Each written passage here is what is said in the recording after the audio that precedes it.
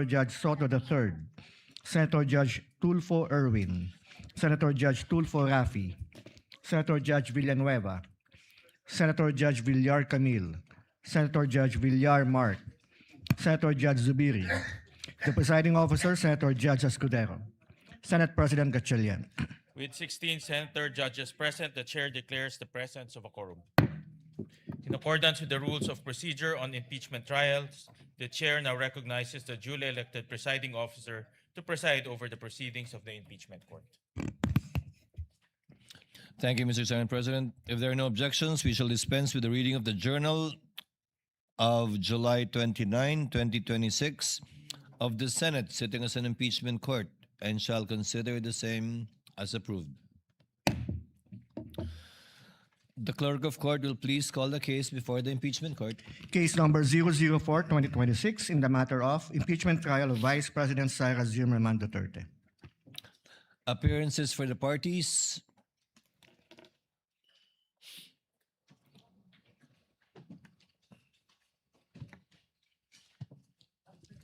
Good morning, Your Honor. Same appearance for the prosecution. We are ready, Your Honor. Thank you and good morning. Appearances for the respondent. Good morning, Your Honor. Same appearance for the respondent accused. Thank you, Your Honor. Will the lead prosecutor kindly call their witness for today? Your Honor, may I request that counsel for the panel of prosecutors, Attorney Lorna Kapunan, be recognized. Attorney Kapunan is recognized.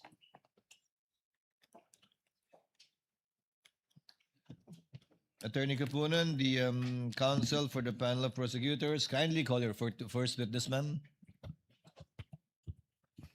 Good morning, Your Honors. Attorney Lorna Patao Kapunan, counsel for the petitioners under the direct control and supervision of the House panel of prosecutors.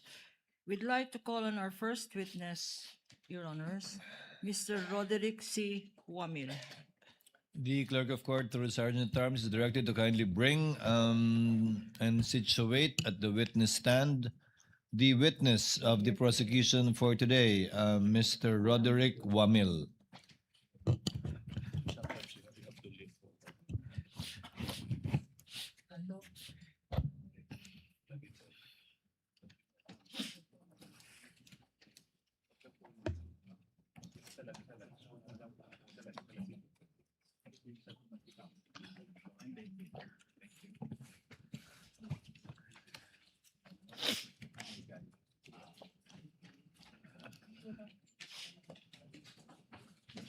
Before you sit down, Mr. Wamil, clerk of court is directed to subscribe the witness, or rather put the witness under oath. Apologies. Please raise your right hand. You, Roderick C. Wamil, do swear that the evidence you shall give in the case now pending between the Philippines and Vice President Sara Zimmerman Duterte shall be the truth, the whole truth, and nothing but the truth. So help you God. You may sit down, Mr. Wamil. Your witness, counsel for the panel of prosecutors, Attorney Kapunan, you may proceed when you're ready with your offer. Thank you, Your Honor. But before we proceed, senators, honorable senators and presiding officer, may we flash on the screen page 2 of the pretrial order dated 29 June 2026. Please note from the screen that several admitted facts are stated in the said pretrial order. I call your attention, please, to page 2 of the pretrial order. These are the admitted facts for Article 1 on the misuse and misappropriation of confidential funds. I will not read them anymore, but I'd like to highlight certain admissions. The lady may proceed for the guidance of the senator judges. Thank you, Your Honor. As can be seen from the screen, first, the OVP, Office of the Vice President, had confidential funds in the fixed amount of 125 per quarter. The first quarter of 2023, is February 6 to March 29, 2023.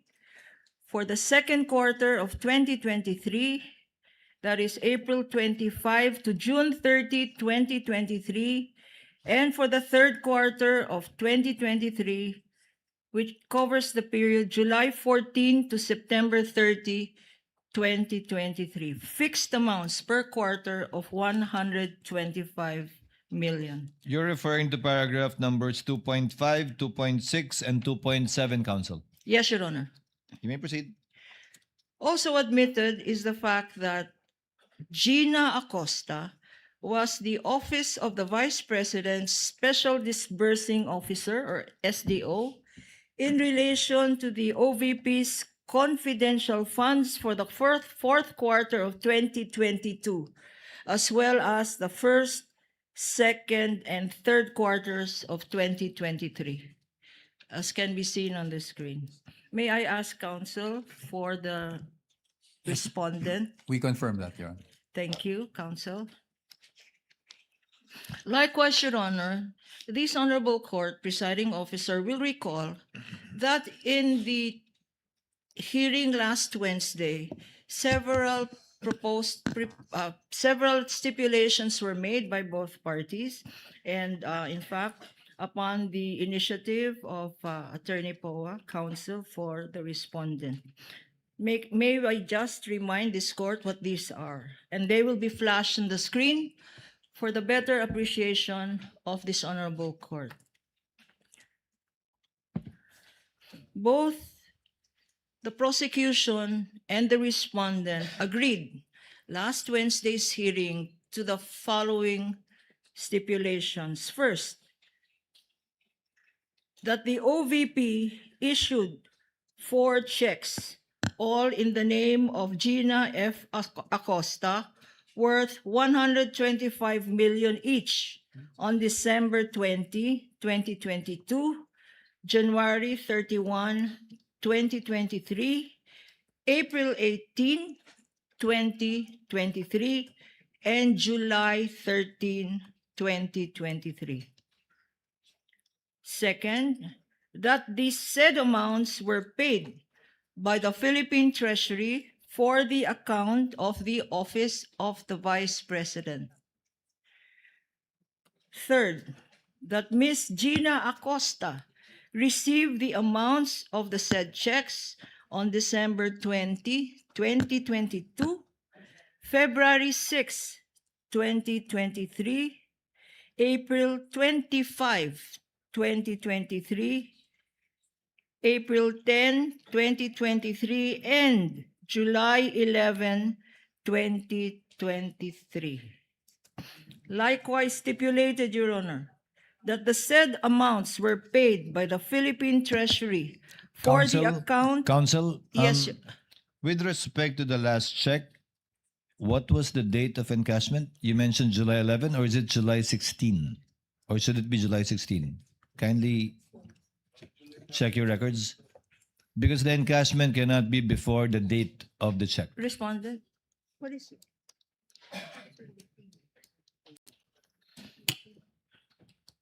Kindly check the last check. Last 3 digits, 664. Counsel mentioned that it was encashed on July 11, 2023. Come on, guys. It should be, if I remember correctly, it should be July 16.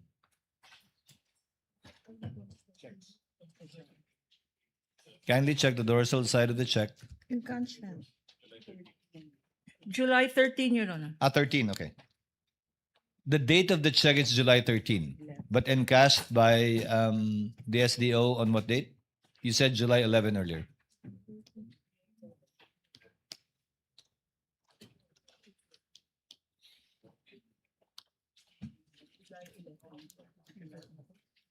Encashment, eh. Counsel for respondent, maybe you can help us with this. We are verifying, Your Honor. Kindly validate. Because date of encashment cannot precede or antedate the date of the check.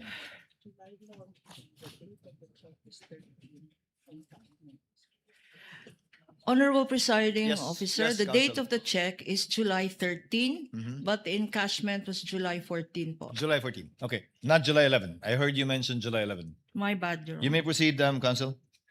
That the said amounts were paid by the Philippine Treasury for the account of the Department of Education Office of the Secretary. And lastly, that Mr. Edward D. Fajarda received the amounts of the checks on February 22, 2023, April 26, 2023, and July 13, 2023, which amounts to 112.5 million, Your Honors. May we ask counsel for respondent to confirm this? Your Honors, I really don't want to make a big issue about this, but just on the first stipulation, Your Honors, please. We remember stipulating only as to the ability of the witness to identify the checks and to the authenticity Of the checks. of the checks. Now, I do understand where the counsel for the prosecution is coming from, but perhaps we could just refer to our records in terms of the stipulations made, Your Honors. The presiding officer remembers that the authenticity and execution of the checks, as well as all the information contained therein, meaning to say the signatories, the payee, the amount contained therein, the date it was encashed, were all stipulated to by the respondent. In not so many words, counsel, you are correct. Yes, Your Honor. As a matter of fact, not only the front side of the check, but the Including dorsal the side. dorsal side, meaning to say the checker, the validator, the... Yes, Your Honors. Yes, they were all stipulated to by the respondent. You are Thank correct, you, counsel. Mr. Presiding Officer. And lastly, Your Honors, please. As you can see in front of you, we have 15 boxes. 15 boxes of confidential funds. For this witness alone, he will be identifying 50 exhibits. Are you proceeding with your offer already, counsel? No, Your Honor.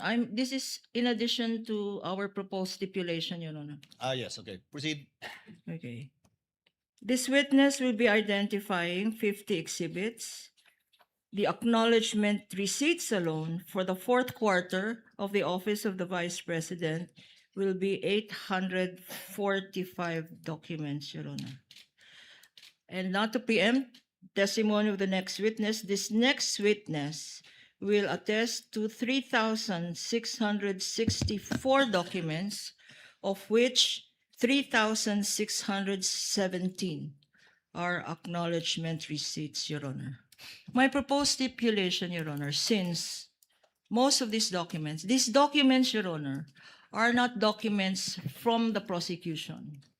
These documents are the liquidation documents submitted by the Office of the Vice President and the Department of Education Secretary to liquidate the 500 million confidential funds of the Office of the President and the 116.5 million of the DepEd, Your Honor. Just to emphasize, Your Honor, these are common exhibits.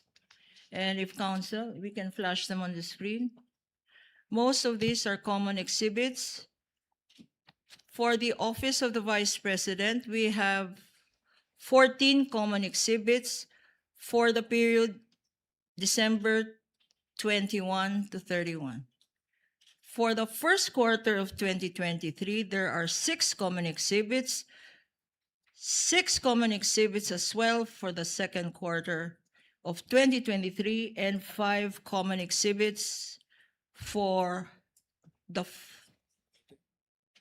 Office of the Vice President, Your Honor. And this is a total of 31 common exhibits, Your Honor. For the DepEd, Your Honor, we have 6 common exhibits for the first quarter, 7 common exhibits for the second quarter, and 6 common exhibits for the third quarter, Your Honor.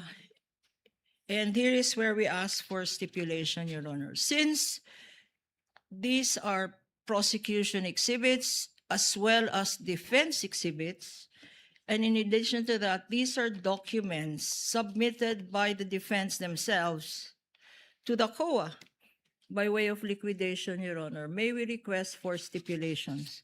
For the appreciation of the senator judges and the presiding judge, flashed on the screen are the exhibits we want stipulated, the prosecution exhibit numbers, and the defense exhibit numbers, Your Honor.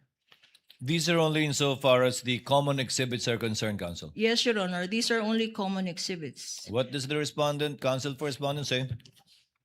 Your Honor, may we just ask for, and I apologize for having to request for this, but may we just ask for at least a 5-minute suspension so we can also concur with the prosecution panel and to check exactly what documents they would want to stipulate. Because, Your Honors, we have no problem stipulating, but we also, due to the voluminous nature of the documents, we just want to make sure we're also ensuring the rights for clients, especially, if there are questions on chain of custody, etc. With the permission of my fellow senator Just 5 judges, minutes. this is in the interest of abbreviating the proceedings anyway. Chair declares a 5-minute recess. Thank you, Your Honors.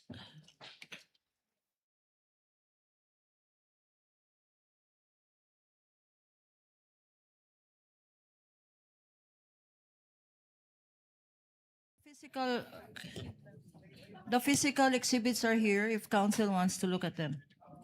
Sure. We are on recess. No need for permission to approach each other.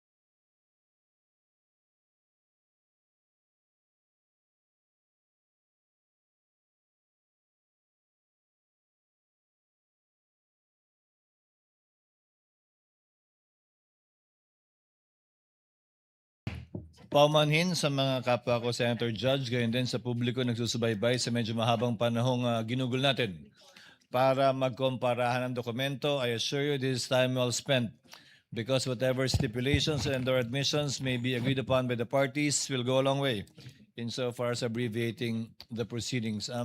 Counsel for respondent is recognized for his comment to the request for stipulation by the counsel for the panel of prosecutors. Thank you, Your Honor. And Your Honor, I would like to thank the Honorable Court for your patience as well. So upon consulting with my colleagues as well as the opposing counsel, the defense is willing to stipulate on the list of documents provided except for the acknowledgement receipts for the period covering December 21 to 31, 2022. Because one, What period is that again, counsel? acknowledgement receipts for the period covering December 21 to 31, 2022, Your Honor. December 21 to 22 To 31, 2022. to 12/31, 2022. Yes, that's correct. December 21 to December 31, 2022. That's Okay. correct, Your Honors.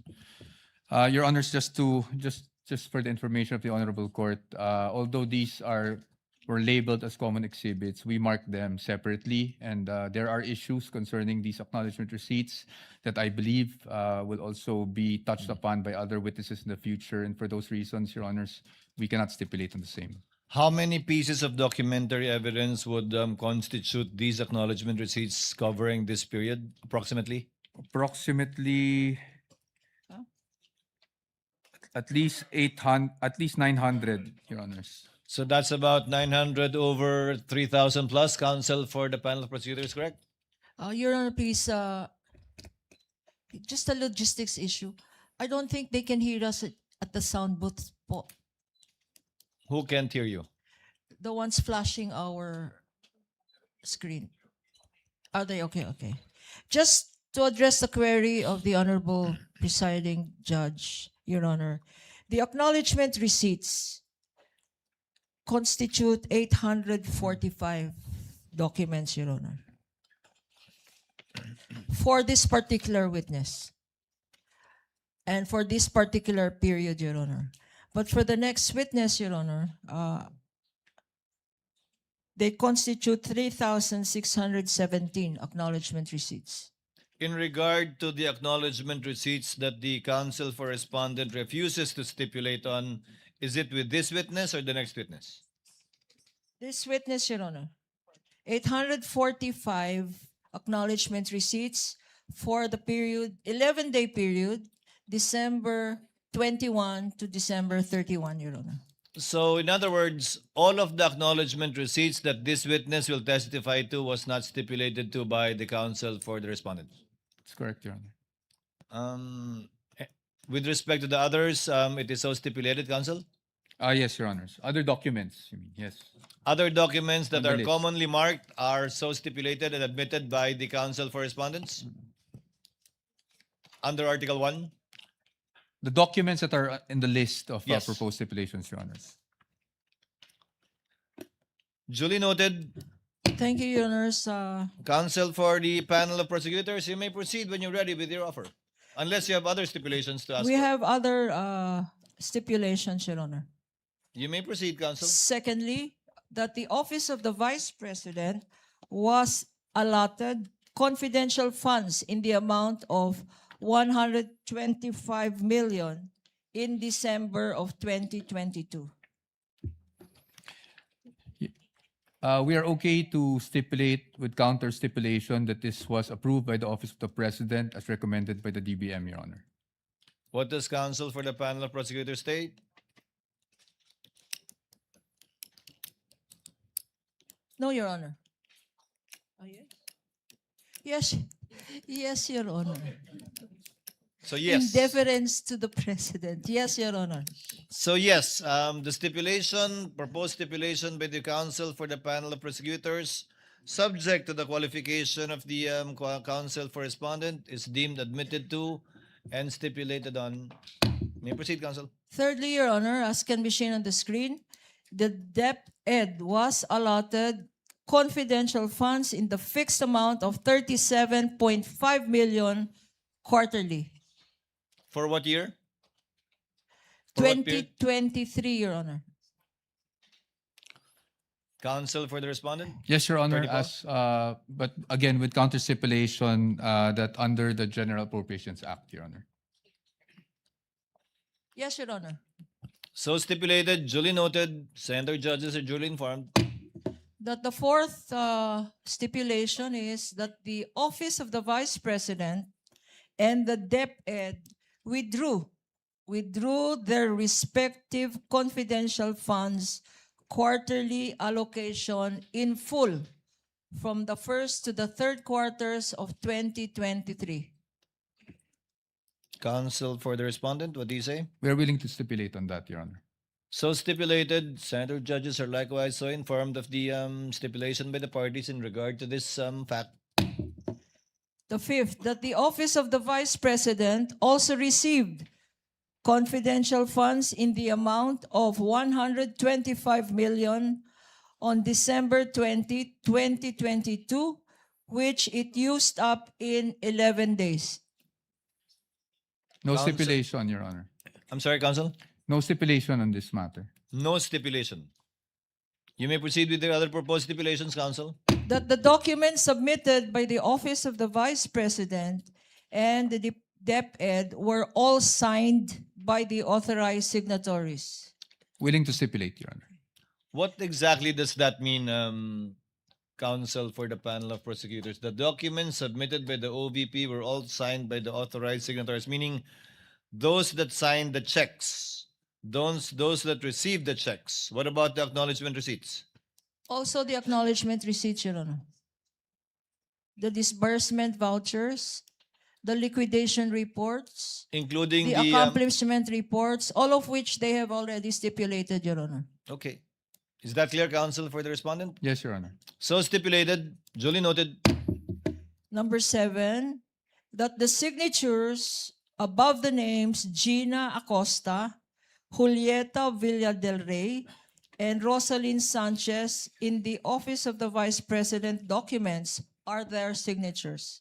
We are willing to stipulate on that, Your Honor. And lastly, Your So Honor, stipulated, duly noted. that the signatures above the names Edward Fajarda, Maria Runa Catalan, Annalyn Sevilla, and Gloria Humamil Mercado in the DepEd liquidation documents are their signatures. Willing to stipulate on that as well, Your So Honor. stipulated, duly noted. Thank you, and we would like to thank counsel for the respondent for Thank you, Your Honor. the stipulations. We would like to and, thank the parties as well for abbreviating the proceedings and assisting this court in so far as shortening. I think it has saved the Senate judges 10 boxes, Your Honor. How many in total again? We have 15 boxes, Your Honor. That's 2/3. Good enough. Two-thirds.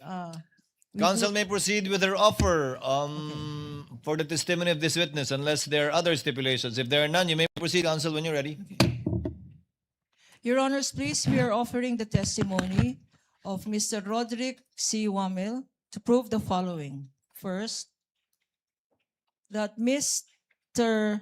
Wamil was a state auditor of the Commission on Audit, Intelligence, and Confidential Funds. Number 2, that siya po ang nag-conduct ng audit ng Office of the Vice President, liquidation of confidential expenditures for the periods covering the fourth quarter of 2022, which is December 21 to 31, 2022, and the first, second, and third quarters of 2023.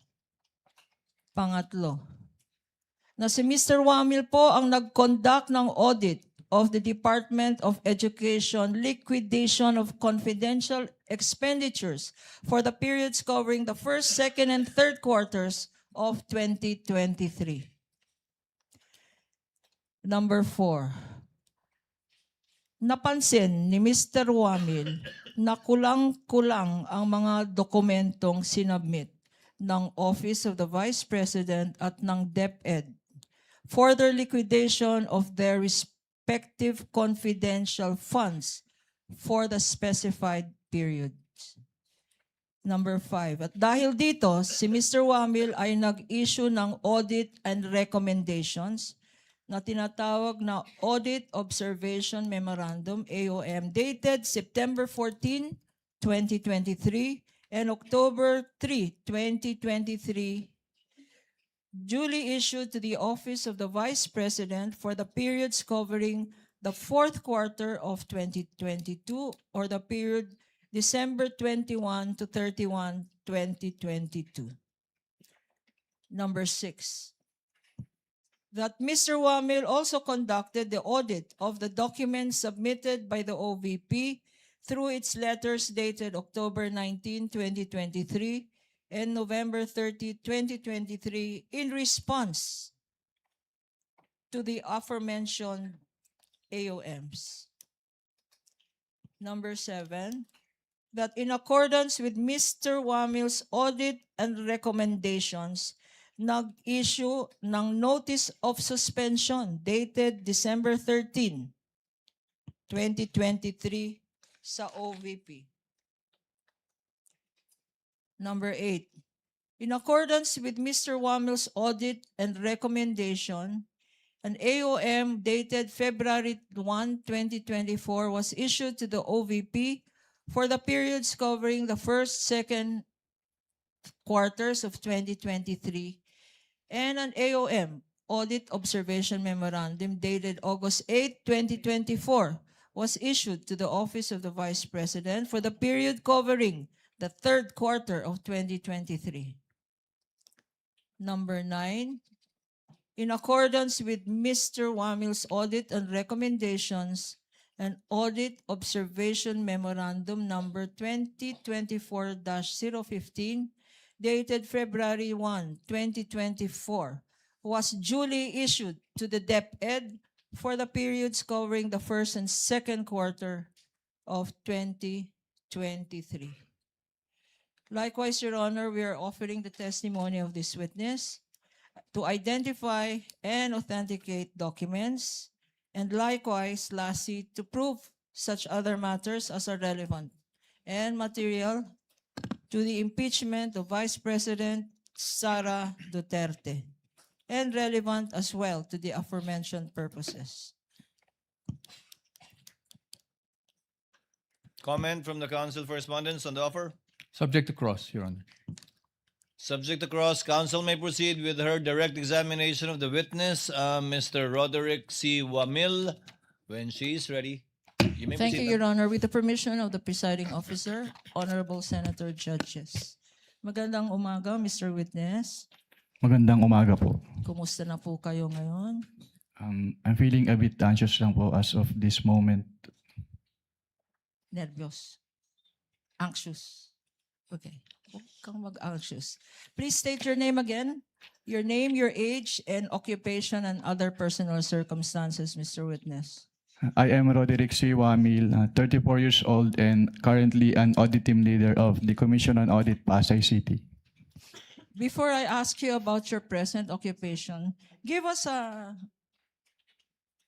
educational background. What is your educational background, Mr. Witness? Ako po ay nagtapos ng Bachelor of Science in Accountancy from the Central Luzon State University at ng Juris Doctor degree from the Arellano University School of Law.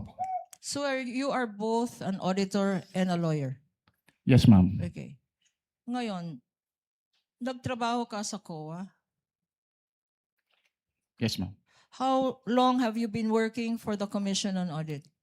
I've been with the Commission on Audit for more than 11 years po. 11 years. And what position in the COA do you presently hold? I presently hold the position po of attorney of the Commission on Audit. Ano yung attorney for?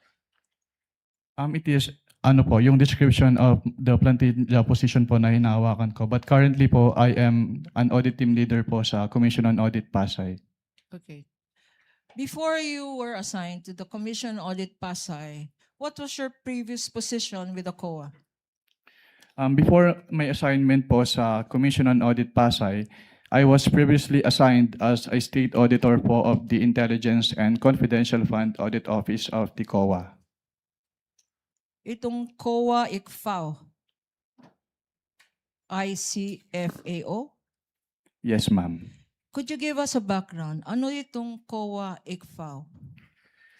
Ang COA-ICFAO po ay yung office under the Office of the Chairperson in charge with the conduct of the post-audit po ng liquidation of the confidential fund and intelligence fund of the various government agencies, which include the national government agencies, the government-owned or controlled corporations, and the local government units po. Na-mention mo ang intelligence at confidential funds. For our understanding, para maintindihan namin ngayon, ano ang intelligence funds at ano ang confidential funds? Ang intelligence funds po under the Joint Circular 2015-01 ay yung lump sum appropriation po na provided in the budget of the agency concerned with respect to their intelligence operations. While Ano naman ang confidential funds? ang confidential fund po based on the Joint Circular 2015-01 ay yung lump sum appropriation po ng concerned agency para sa kanilang confidential expenses. At you earlier said, sinabi mo kanina na ang office ng ICFAO ang nag-audit ng national government agencies. Anong ibig sabihin ng nagko-conduct ng audit? Anong klaseng audit ang ginagawa ng COA-ICFAO? Ang audit po na ginagawa ng COA-ICFAO ay compliance post-audit po. What do you mean by compliance post-audit? When we say compliance post-audit po, we evaluate a certain subject matter which is covered by the audit with respect to a certain criteria po which is usually po yung applicable laws, rules, and regulations. And in case of the confidential and intelligence fund, ini-evaluate po namin yung liquidation ng confidential and intelligence fund based dun sa criteria na presented ng Joint Circular 2015-01. At pag sinabi naman pong post-audit, ginagawa po namin yung audit after the fact of the disbursement. So ini-evaluate po namin kung yung disbursements ay properly supported with complete documents as required by the applicable rules and regulations, and if yung disbursements po ay hindi illegal, hindi irregular, or hindi improper. At sa pag-conduct na sinabi mong post-audit, ano ang basihan ng ginagamit natin? Ang ginagamit po namin sa ICFAO ay yung Joint Circular 2015-01. Can you tell us ano itong Joint Circular 2015-01? Ang Joint Circular 2015-01 ay yung nagpo-provide po ng guidelines on the entitlement, the use, the release, the reporting po at yung audit ng confidential fund at ng intelligence fund of the various government agencies.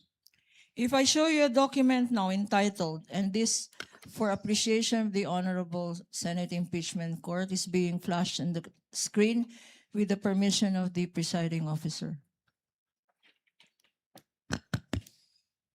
Council may do so and may proceed. I'm showing to you now a document entitled the Joint Circular 2015, which for identification has been marked as Exhibit P-1-4 for the prosecution. -E. Showing to you this document, we have here, Your Honor, we're being assisted here Assisting by counsel may approach. our Associate Attorney Mark Peña. Likewise, assisting counsel for the respondent may approach Thank you, Your Honor. the witness.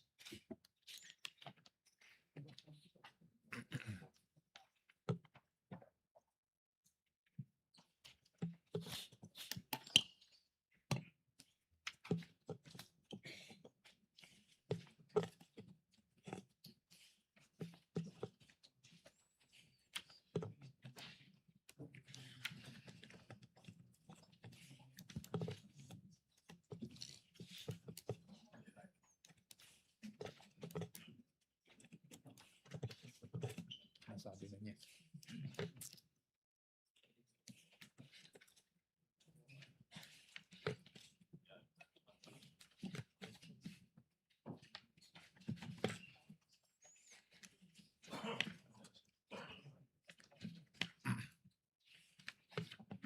While we're waiting, Counsel, Attorney Kapunan, would you like to identify this document as previously marked so that we can have it on the record and for the reference? Your Honor, of please, the- Mr. Witness, what relation does this joint circular have to the joint circular that you mentioned na basihan ng inyong audit, post-audit? Ito po yung same joint circular po na basehan po ng aming audit sa ICFAO. Okay. Bakit tinatawag ito na joint circular? Tinatawag po itong joint circular dahil ito po ay resulta ng joint efforts ng Commission on Audit, ng Department of Interior and Local Government, ng Department of the Budget and Management, ng Department of the National Defense at ng Governance Commission for GOCCs. So ito ay 5 government agencies, tama? And since when naging basihan ito ng mga post-audit ng national government agencies? Naging basehan po ito ng audit ng ICFAO sa confidential and intelligence funds ng various government agencies noong January 8, 2015 rather, nung na-approve po ito. Mr. Witness, ikaw ay familiar sa joint circular na to. Yes, ma'am. Okay, if I show you section 4.8, being flashed on the screen, Your Honors, with the permission of the presiding justice. Sa section 4.8 na nakikita natin sa screen, ano-ano, what kind of confidential expenses can be incurred using confidential funds? Under item 4.8 po of the Joint Circular 2015-01, the confidential fund shall be used only for the following confidential expenses. Una po, yung purchase of information necessary for the formulation and implementation Ano pa? of... Dahan-dahan natin. Unang-una, 4.8. Anong una? Ang una po ay yung purchase of information necessary for the formulation and implementation of program, activities, and projects relevant to the national security and peace and order. Being flashed on the screen, Your Honor, is the pertinent provision cited. Pangalawa, ano pa ang examples ng confidential funds or kung ano ang pwedeng paggamitan ng confidential funds? Pangalawa po ay yung rental of transport vehicle related to confidential activities. Also being flashed on the screen for easy reference. Pangatlo, ano pa? Pangatlo po yung rentals and the incidental expenses related to the maintenance of safe houses. What else, Mr. Witness? Pang-apat po yung purchase or rental of supplies, materials and equipment for confidential operations that cannot be done through regular procedures without compromising the information gathering activity concerned. What else, Mr. Witness? Ano pa? Panglima po yung payment of rewards to informers who must not be employees of the concerned government agency subject to 3 conditions. First is yung approval by the head of the agency. Second, it must be supported with documents evidencing the success of the information gathering and or surveillance activities on account of the information given by the informer. Pangatlo, it must be directly related to the conduct of the specific confidential activities of authorized agencies. For purposes of the records, Your Honor, the witness cited 4.8.1 up to 4.8.7 of the Joint Circular Um, 2015. hanggang 4.8.5 pa lang po. Okay. Sorry. What else, Mr. Witness? Pang-anim po is to uncover or prevent illegal activities that pose a clear and present danger to the agency personnel or property or other facilities and resources under the agency protection done in coordination with the appropriate law enforcement agencies. And last po, yung others that may be authorized by the GAA or other special laws. Okay. 4.8.1 up to 4.8.7. Up ang refer po ng ating witness of Section 4.8 of the Joint Circular. Base rin sa Joint Circular na to, ano naman kung merong mga pwede, ano naman ang mga hindi pwede, yung mga bawal na confidential, alleged confidential expenses. Under 4.11 po, may specific expenses po na enumerate na hindi pwedeng paggamitan ng confidential fund. Una po yung salaries, wages, overtime, additional compensation, allowance or other fringe benefits of officials and employees who are employed by the government in whatever capacity or elected officials except when authorized by law. Pangalawa, yung representation, consultative fees or entertainment expenses. At pangatlo, yung construction or acquisition of buildings or housing structures. For the record, Your Honor, reference is made to 4.11.1 up to .2 and as well as .3.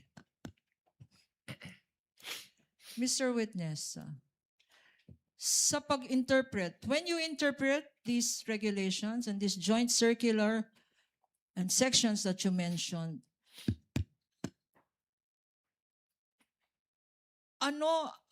what terms of compliance are you thinking about? Ito ba ay substantial compliance or strict compliance? Strict compliance po, Madam. Bakit, Mr. Witness? Why do you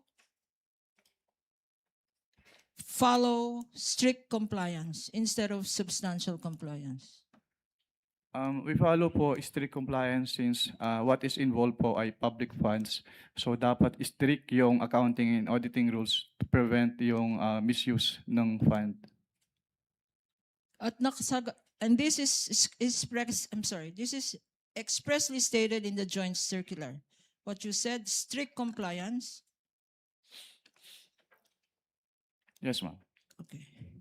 Now, 9 years you said sa COA ICFAO. With the permission of counsel, Mr. Witness, it is mentioned in the JMC that it should be strictly interpreted, and you said it's in the JMC. Where? Sa last paragraph po ng 1.0, Your Honor. Last paragraph ng 1.0. So in the rationale. Yes po, Your Honor. Thank you. You may proceed, counsel. Now, Mr. Witness, you mentioned earlier na 9 years ka na with the COA ICFAO at meron kang mentioned that you post-audited certain government agencies. During your term, what years were you, incidentally, with the COA ICFAO? I was with the COA ICFAO po from September 2014 until February of 2024. Okay.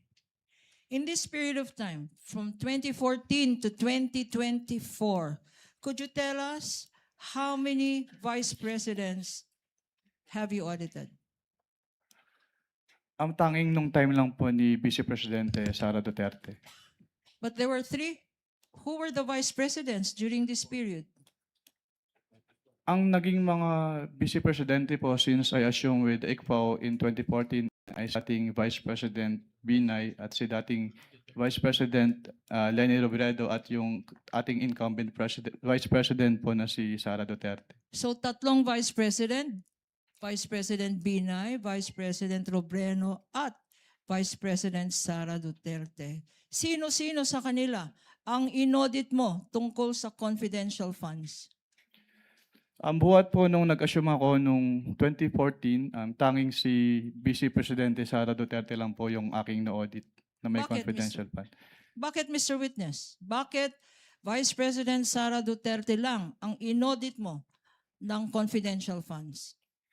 Dahil po, since nung nag-assume po ako ng 2014 sa ICFAO, wala pong naging appropriation for confidential funds si dating Vice President Binay at si dating Vice President Robredo. Tanging si Vice President Sara Duterte lang po yung nagkaroon ng appropriation for the confidential funds.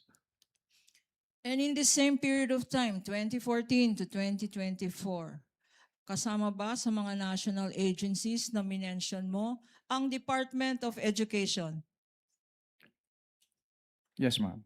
And during this period, 2014 to 2024, sino-sino ang mga secretaries ng Department of Education?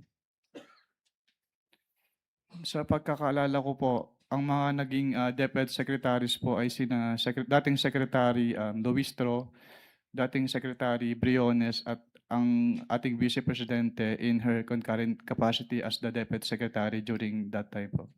At sino sa tatlong ito, sino-sino sa mga secretary ng DepEd ang inaudit mo for confidential funds? Tanging si Vice Presidente Sara Duterte lang po as the DepEd Secretary. Bakit, Mr. Witness? Dahil siya lang po yung naging DepEd Secretary na nagkaroon ng confidential funds ang DepEd. And could you tell us how much was the confidential funds of the Vice President that you said you audited? May I clarify po kung anong office po yung tinutukoy niyo? Office of the Vice President. Sa Office of the Vice President po, ang kanilang naging confidential fund ay from the fourth quarter of 2022 until third quarter of 2023 ay 125 million pesos per quarter. So ang total po nun ay 500 million pesos. Magkano naman ang confidential funds na inaudit mo sa DepEd, Department of Education? Ang inaudit ko naman po sa Department of Education, since ang kanilang cash advances ay from the first quarter of 2023 until the third quarter of 2023, at meron silang 37.5 million pesos quarterly cash advances. So ang naging total po nun ay 112.5 million pesos. Thank you, Mr. Witness. Ngayon, you said that you conducted the post-audit of both offices. Pag nagko-conduct ng post-audit, ano ang rini-require na documents para sa confidential funds? Ang nire-require po namin na documents ay yung mga requirements as provided under the Joint Circular 2015-01 o yung mga tinatawag na liquidation documents po. Ano-ano ang mga liquidation documents na to?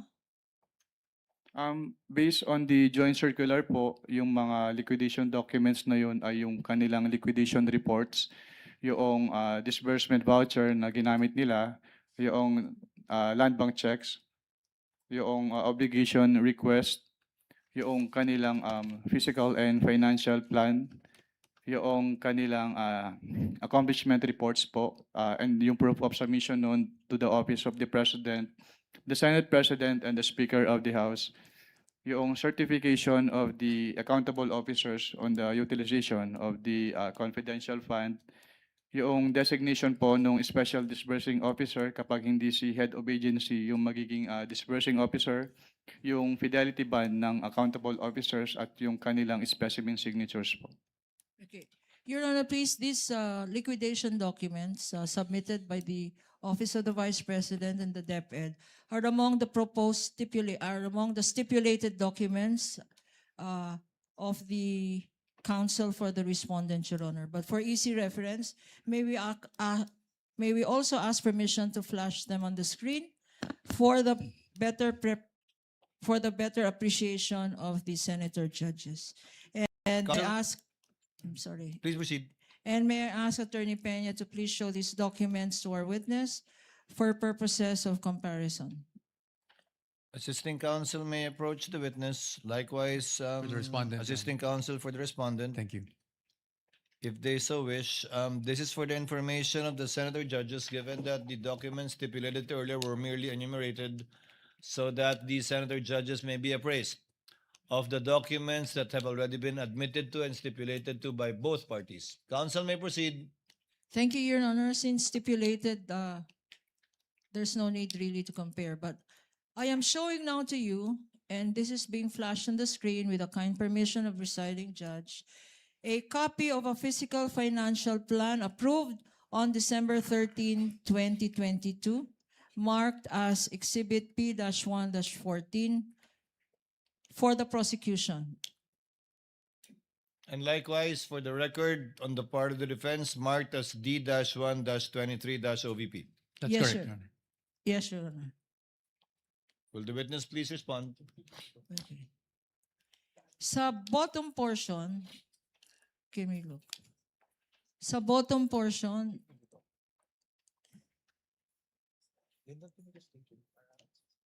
There appears a signature under the words. Meron pong signature sa words.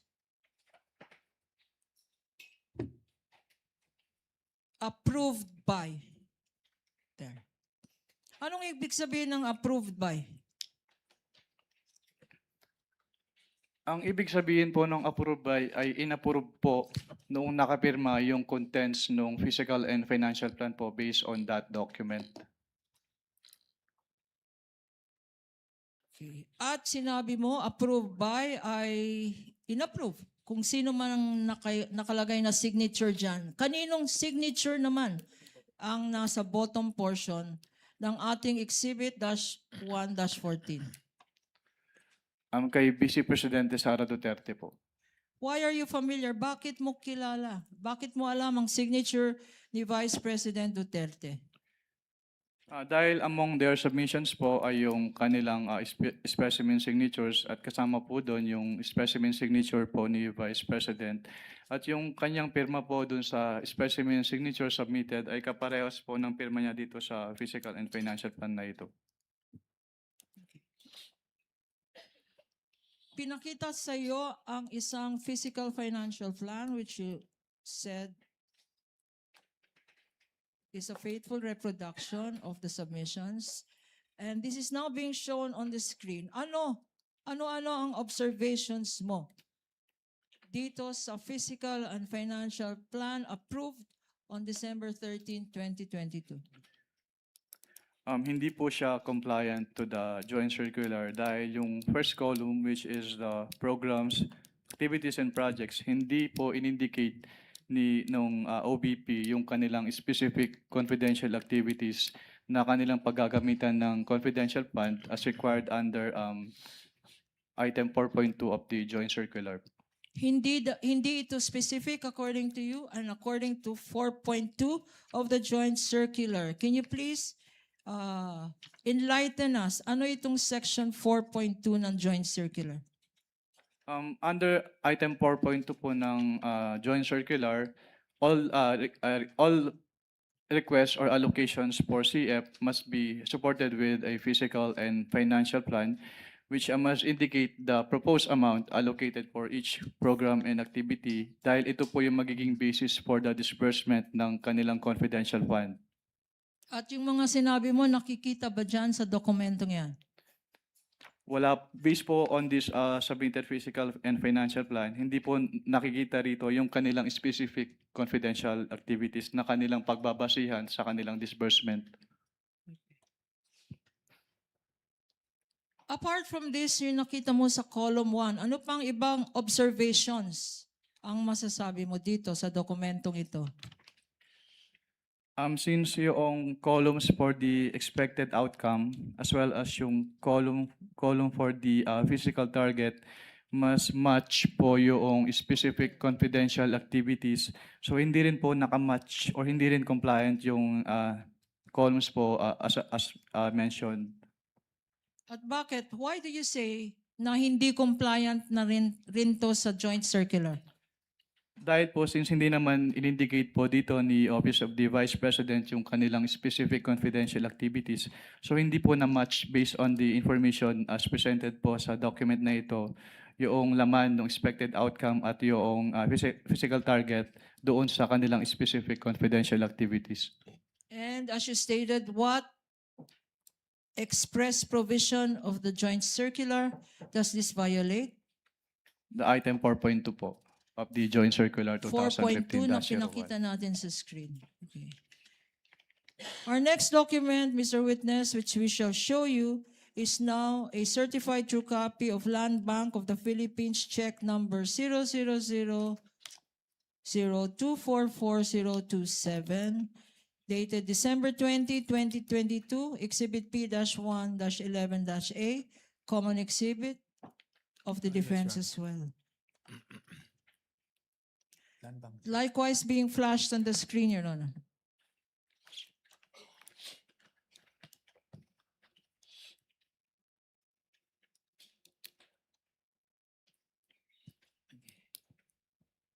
Mr. Witness, what is the significance Ano ang significance ng check na pinapakita na to in relation to your audit of the Office of the Vice President's confidential funds?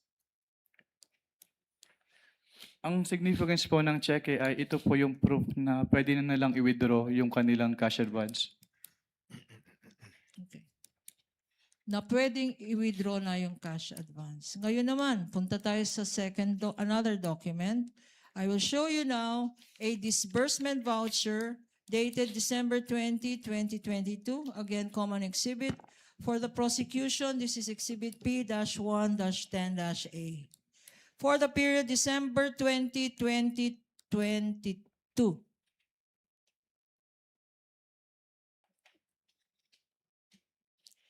In the middle of this document,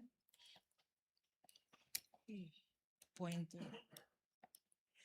In the middle of this document, there appears a signature under the words, quote, certified expense, cash advance necessary, lawful, and incurred under my direct supervision and control. Okay. Anong ibig sabihin itong certified expense under my direct supervision? Your Honors, What is kindly, the we would pleasure like of to object on that counsel for one. the respondent? Your Honors, that calls for a conclusion of law. I'm Based sorry, on the, counsel? That will call for a conclusion of law on the part of the witness, Your Honor. They're asking for what that means for the witness. Only insofar as how the witness interprets this provision, given that he audited these documents and are part of the submission. Witness may answer. Based on this disbursement voucher po, sinertify po ni Vice President na yung kanilang cash advance ay kailangan na ayon sa batas at na-incur po under her direct supervision. and there is a signature here in this document. Whose signature is this, if you know?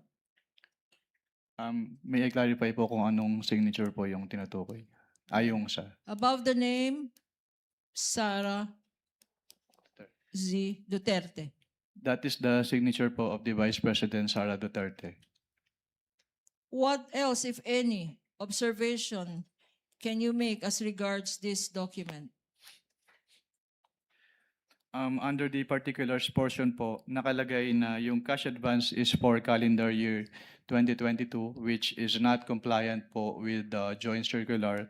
Since under the joint circular po, the disbursement voucher shall state the duration of the implementation of the project. Pero since this cash advance is for the fourth quarter 2022, so hindi po tama yung nakalagay dito na yung cash advance is for the calendar year 2022. At ano naman again? Ano ang violation nito sa joint circular? May I refer po to the joint circular, Your Honor, for the specific provision? Witness may refer to the joint circular previously marked.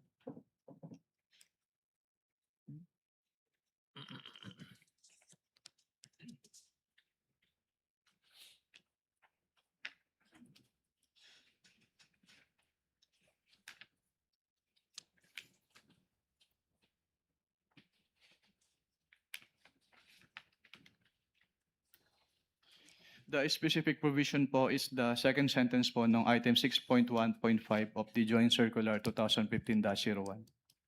Being flashed on the screen, Your Honor, presiding officer, with your kind permission. You may do so, counsel.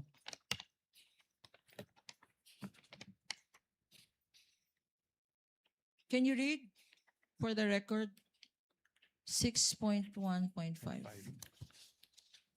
6.1.5 of the joint circular, cash advances shall be limited to the requirements for 3 months. The disbursement voucher shall clearly state the duration of implementation of the projects. If the implementation of the project will extend to more than 3 months, additional amount may be granted only after the liquidation of the previous cash advance. If on the other hand, cash advances are drawn monthly, liquidation shall be done monthly. Cash advances shall be granted only upon the certification of the agency accountant stamped or printed on the disbursement voucher that previous cash advance for the same purpose, project, or activity given to the SDO requesting cash advance has been liquidated and proper accounting thereof was made in accordance with this joint circular. Okay. Ngayon naman, I will show you. Kasi liquidation ang pinag-uusapan. I will show you a liquidation report dated January 10, 2023. Again, common exhibit. This is prosecution's exhibit P-1-9-A. A liquidation report dated January 10, 2023. In the middle of this document, by the bottom, there appears a signature under the words, certified purpose of travel cash advance duly accomplished. Mr. Witness. And this certification, Counsel, just to correct you, certified purpose of cash advance duly accomplished. There's no word travel. yes, Your Honor. Do you confirm, Counsel? You may Yes, proceed. Your Honor. Certified purpose of travel cash advance Of cash advance. of cash advance duly accomplished. Yes. You may Thank you proceed, for Counsel. thank you for the correction, Your Honor. What does this mean in terms of your audit? This means po na sinertify po ni Vice President na yung layunin ng cash advance ay kanilang na-accomplish. And you said the Vice President, whose signature is that? That is the signature po of the Vice President, Sara Duterte.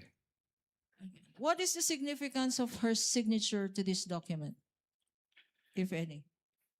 Ang significance po nung kanyang pirma dito ay kanya nga pong sinertify na yung purpose po nung kanilang cash advance from the confidential fund ay na-accomplish po ng agency. And what are your observations? Ano ang mga observations mo, if any, sa dokumentong ito? Actually, it is one of the proforma annexes po nung Joint Circular 2015-01.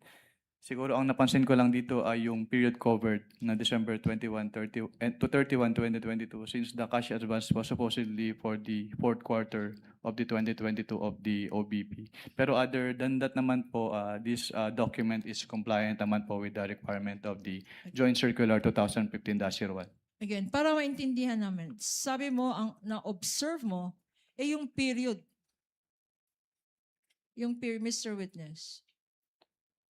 Anong period covered dito? Based on this liquidation report po, ang period covered ay December 21 to 31, 2022. What is the significance? Bakit mo napansin itong period na to? Napansin ko lang naman po yun kasi yung kanilang cash advance based on the fiscal and financial plan po supposedly is for the whole fourth quarter of 2022. Pero based on this document po, na-disburse lang siya from December 21 to 31, 2022 or around 11 days. Okay. Sinabi mo, whole quarter of 2022. November, October, sandali. Can you enlighten me anong quarter dapat yun? October, November, December. Ang Yes. sinasabi mong 3 quarters. 3 months po. 3 months for the fourth quarter. Tama? Yes, ma'am. 3 months for the fourth quarter, pero sabi mo ang ginastos na funds. Magkano ginastos na funds? Based on the documents po submitted, 125 million pesos po. In these 3 quarters? 3 months? Based on the document po, it was supposed to be spent for the fourth quarter of 2022. So 3 months po, supposedly. Based on Bakit their physical. supposedly, Mr. Witness? Dahil yun po yung supposed coverage ng kanilang cash advance for their confidential activities. At sinabi mo kanina, 11 days ito ginastos. Tama? Based on the document, yes, ma'am. Okay. Now, I'm showing to you now another document which is an accomplishment report previously marked as Prosecution's Exhibit P-107-A-I. Again, stipulated document. Common document with the defense. What relation does this have? No. Um, We request permission to have it flashed on the screen as well.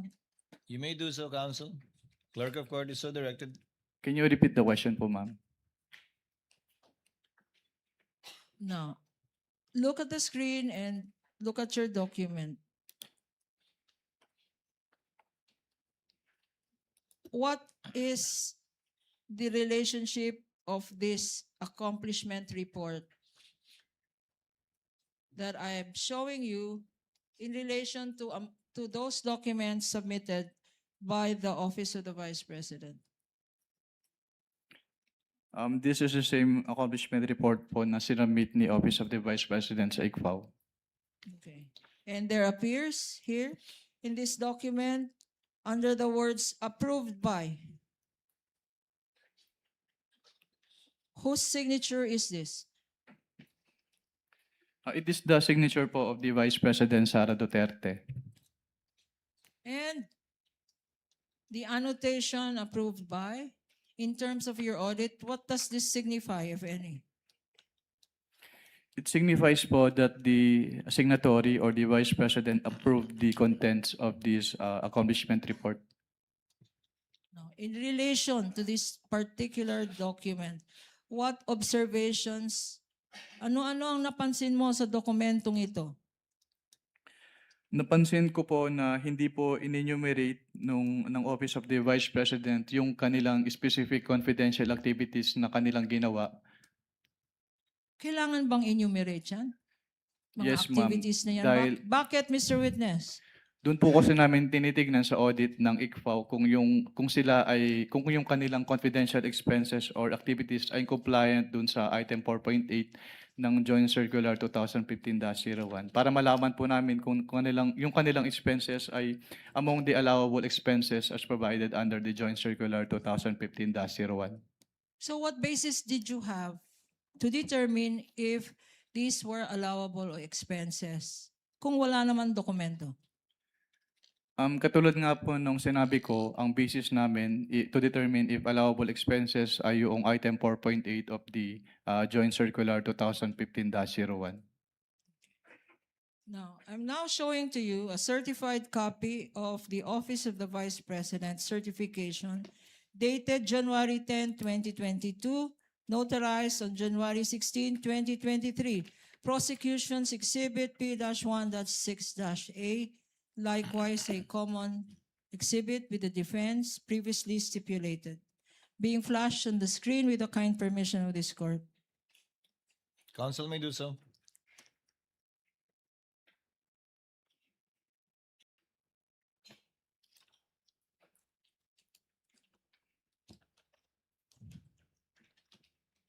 Dito sa baba, may pirma sa ilalim ng mga salitang attested. Kaninong signature itong nakikita natin dito? Ito po ay signature ni Vice Presidente Sara Duterte. At anong ibig sabihin under your circular ng attested? Ang ibig sabihin po ng attested ay kanyang kino-confirm at bine-verify na yung contents ng certification na ito ay totoo. What other observations? Ano pa ang mga na-observe mo sa dokumentong ito? Ang napansin ko po dito yung date of execution ng certification, January 10, 2022. Ano pa? January 10, 2022. Why is this significant? Because it is supposedly the date of the execution ng certification, pero yung kanilang cash advance ay for the fourth quarter of 2022. Yung cash advance nila ay para sa anong period? For the fourth quarter po of 2022. Pero ang certification ay January 10, 2022. Yes po, based on this document po. And based on this document, when was it notarized? It was notarized po on January 16, 2023. 2023. Okay. Ano naman? In your observation, what provision of the joint circular? Does this certification violate? If you Actually, ito po yung isa sa proforma annexes ng joint circular. So, wala naman po kaming nakitang violation aside from the date of the execution. no. So yung sinasabi mo, nakikita dito yung discrepancy ng mga dates. Based on this document po, yes ma'am, may discrepancy yung dates. Okay. Now, dahil dyan, what action did you take, if any? After what po ma'am? After itong nakikita mong certification.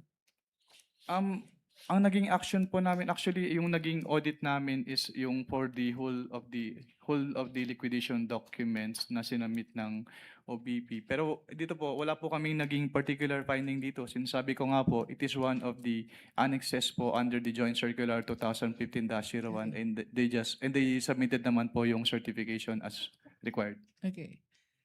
Earlier, nagpakita tayo ng certain liquidation documents, yung physical and financial plan, yung disbursement vouchers, yung land bank check, yung liquidation report. What actions did you take, if any, after your evaluation of these documents submitted by the Office of the Vice President?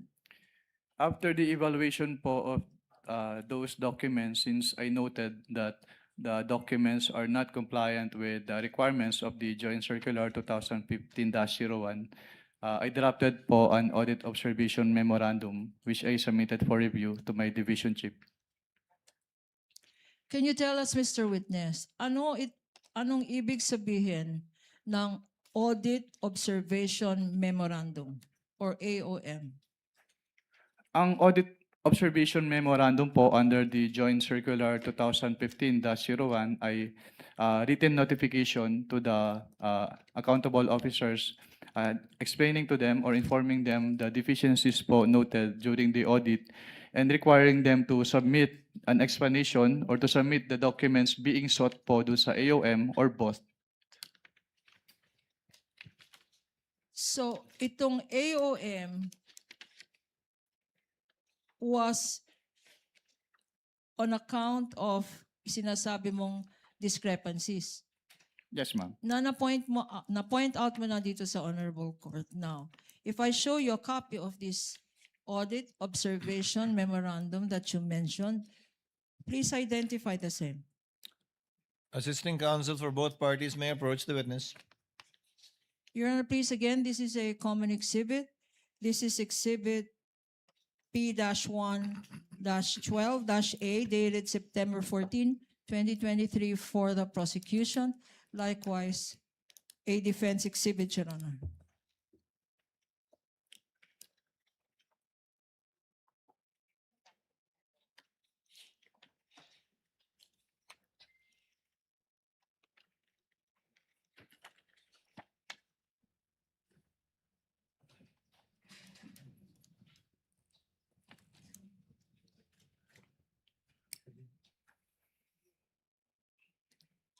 For the record, the witness is is examining an audit observation memorandum dated September 14, 2023, covering the period December 21 to 31, 2022, or an 11-day period.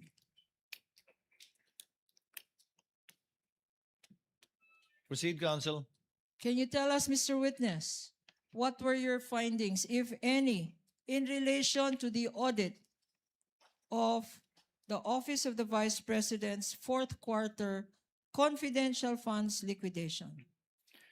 Yung audit po ng confidential fund ng fourth quarter of 2022 of the OBP disclosed that, una, yung kanilang physical and financial plan ay hindi compliant dun sa requirements ng Joint Circular 2015-01 dahil hindi po in-indicate ng OBP yung kanilang specific confidential activities na paggagabitan nila ng kanilang cash advance. So una, hindi compliant ang physical and financial plan.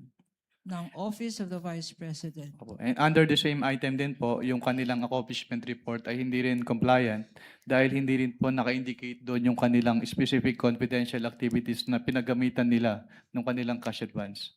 Your Honor, for easy reference, we are flashing these particular portions of the document being referred to by the witness. Ano pa, Mr. Witness?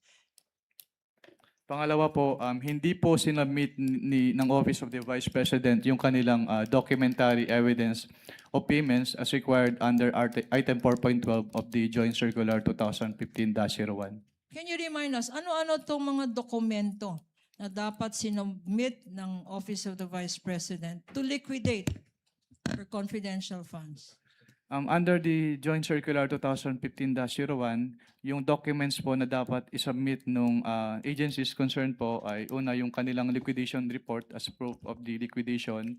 Pangalawa ay yung kanilang mga documents na ginamit nila sa grant ng cash advance, which include disbursement voucher, yung cheque, yung obligation request, yung physical and financial plan, at yung kasama din po yung accomplishment report ng agency, quarterly accomplishment report, at yung proof of submission to the Office of the President, the Senate President, and the Speaker of the House, yung certification po ng accountable officer on the utilization of the confidential fund, yung designation ng special disbursing officer in case the head of the agency ay hindi po yung SDO, yung specimen signatures po noong signatories ng documents, yung fidelity bond po, yung certification from the agency accountant na walang unliquidated cash advances, yung SDO. At yun po. At sinabi mo earlier, na Pati yun itong, po pala yung documentary evidence of payments. so these are the documentary evidence required.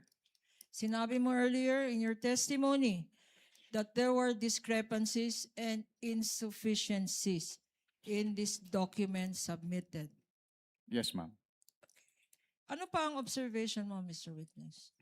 Yung pangatlo po, yung disbursement voucher po ay, yung approval portion ng disbursement voucher ay, actually yung, katulad nga po nung nasabi ko kanina, yung disbursement voucher, ang nakalagay na period covered ay calendar year 2022, which is inconsistent with the physical and financial plan dahil ang naka-indicate po doon sa physical and financial plan, yung cash advance ay for the fourth quarter of 2022. Okay. Ano pa? Meron pa ba? Yun lang po, ma'am. Merong mga sanyamit rin sa yung mga acknowledgement receipts. Mr. Witness? Pwedeng paulit po ng tanong. Wala pa. Sa quarter na to, wala pa. Okay. Ngayon, in the last page of this document, there appears a signature on top of the name Nilda Plaras. Who is this Nilda Plaras, if you know? Si Assistant Commissioner Nilda Plaras po yung head of the ICFO during this time po. And how do you know that this is her signature? I saw her sign other documents and her signature on those documents is the same po with her signature in this AOM. Pagkatapos na issue ng COA ICFAO ng office mo, itong Audit Observation Memorandum, what happened next, if any? After po ma-issue, tama po ba yung tanong? Ma-issue? Yes, pagkatapos na issue ng After ma-issue, actually, Eh, after ma-issue po ba yung tanong niyo, ma'am? issue, I'm May sorry. issue. After ma-issue po yung AOM, inattempt po namin sa ICFAO, inattempt ng ICFAO na i-serve yung AOM dun sa office address ni Office of the Vice President. Pero Na-serve ba ito sa Office of the Vice President? hindi po, dahil hindi po siya tinanggap dahil ang sabi po sa ICFAO ay wala pong authorized person to receive the AOM. When was this attempt at service of this AOM? It was around the second week of September of 2023 po. So what happened next? Nung hindi ka kayo successful mag-serve ng AOM, what did you do? Actually, on the afternoon of the same day po na nag-attempt si ICFAO na mag-serve ng AOM, nag-submit po si Office of the Vice President ng revised accomplishment report sa ICFAO.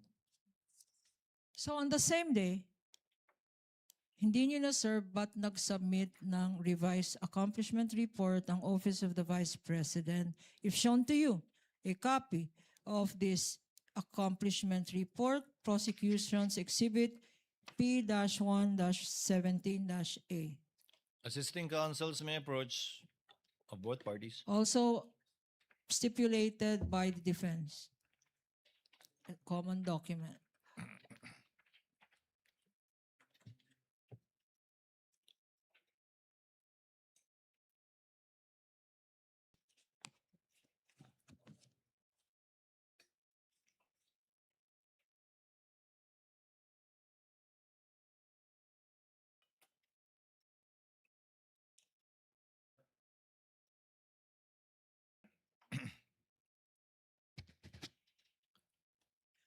Mr. Witness, ano ang significance, if any, nitong revised accomplishment report? Ang significance po nito, dito po naka-indicate yung specific confidential activities po na pinagamitan ng cash advance ng OBP. So, as compared po doon sa kanilang initial accomplishment report na sinubmit, wala po doon naka-indicate na specific confidential activities. Can you tell us ano ang observation mo dito sa mga linista ni Vice President sa kanyang alleged activities to justify her confidential expenditures? Based on this document po, some of the line items as presented po na confidential expenses ay hindi among the allowable expenses under item 4.8 of the joint circular. At yung items po na yun, Ano-ano ang mga items na yon? yung letter E po, yung provision of medical and food aid for 40 million pesos at yung payment of incentives or traveling relative to confidential operations na 10 million pesos. Isa-isahin natin. Ano? Sinabi mo na ang hindi pwede dyan yung Letter E and letter F po. letter D, E, letter E po. E. E and letter F. What item is this and how much? Yung letter E po, yung provision of medical and food aid na 40 million pesos at yung letter F na payment of incentives or traveling relative to the confidential operations na 10 million pesos. Bakit hindi allowed ang medical expense for 40 million? Dahil yung hindi po siya kasama dun sa enumeration nung item 4.8 at yung enumeration po na yon ay exclusive. Yun lang po yung Exclusive. allowable confidential expenses based on the Joint Circular 2015-01. What do you mean when you say the enumeration in the circular is exclusive? Anong ibig sabihin ng exclusive? Kapag sinabi pong exclusive, ay doon lang pwedeng gamitin. So other than those enumerated po, ay hindi na po siya allowed as confidential expenses. So 40 million na gamot, hindi allowed. Ano pa nakita mo dyan? Yung item B po, yung payment of reward. Kasi aside from this accomplishment report, hindi po sila nag-submit noong any document evidencing the success of the information gathering or surveillance activities on account of the information given by the informer as required po under item 4.8.5 of the Joint Circular 2015-01. So sa particular item na yan, yung payment of rewards, you are saying, our understanding is, hindi sapat na magsabi lang ng pangalan. Kailangan under the circular again? Ang sinasabi po ng circular ay dapat mag-submit sila ng document supporting the payment of reward na nag-evidence ng successful surveillance activity or information gathering on account of the information given by the informer. So kung may payment of reward, dapat may supporting document na nagpapatunay na successful ang result ng activity na yan, yung information gathering. Ang tanong sa'yo, Mr. Witness, meron bang mga dokumentong sinubmit to show the success of that surveillance? As of the time po na sinamit itong revised accomplishment report na ito, wala na po silang ibang sinamit na document evidencing the success of the information gathering. or surveillance activities. We now go to anything. Mr. Witness, what happened? Nung sinubmit ba ng Vice President yung sinasabi mong revised accomplishment report, rinevise nyo rin ang findings nyo sa audit observation memorandum? Objection, Your Honor, leading. With the permission of the objection is sustained. With the permission of the parties, earlier it was agreed by the senator judges that we would be pausing hopefully in time for lunch really, and it has gone beyond already 12 o'clock. So before proceeding to I presume a common exhibit previously stipulated to by both parties, you're referring to the AOM of October 3, 2023. Let's pause in the meantime with the permission of the parties, again in compliance with the agreement earlier made among the senator judges. And we shall resume at 1 o'clock in order to afford the parties enough time for lunch. And again, with the indulgence of Attorney Kapunan, let's continue with the common exhibit stipulated to by the parties. Particularly, I'm referring to AOM dated October 3, 2023. And before we go to the unstipulated portion of the acknowledgement receipts, which might take some time. Again, with the Thank you, permission Your of the Honor. parties, Attorney Kapunan, Attorney Poa, we are on recess and shall resume at 1 p.m. Thank you, Thank you, Your Your Honor. Honor.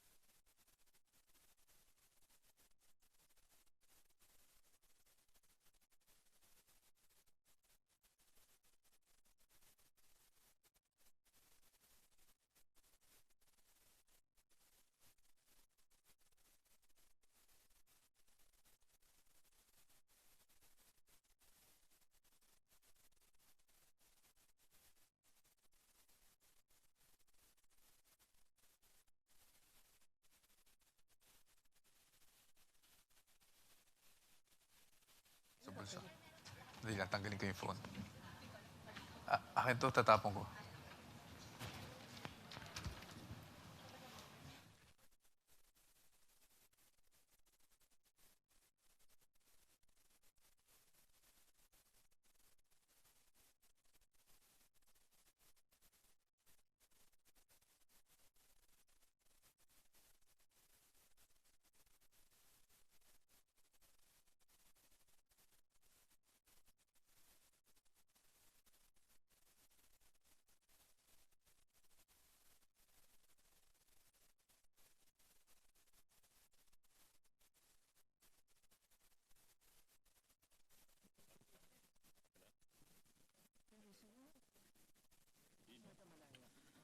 Malayo.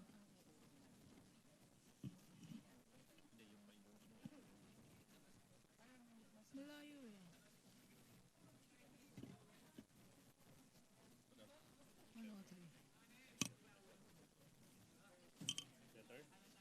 I think. Ito hindi na to.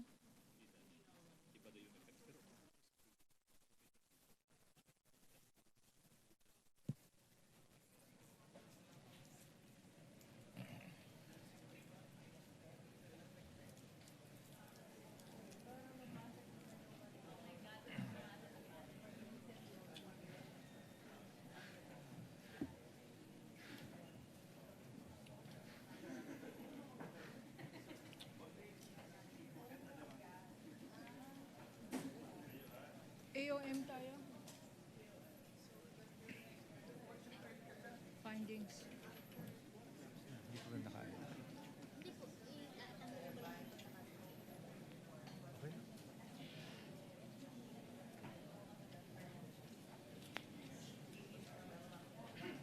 Sinabi rin niya kanina, he also said na kulang tayo.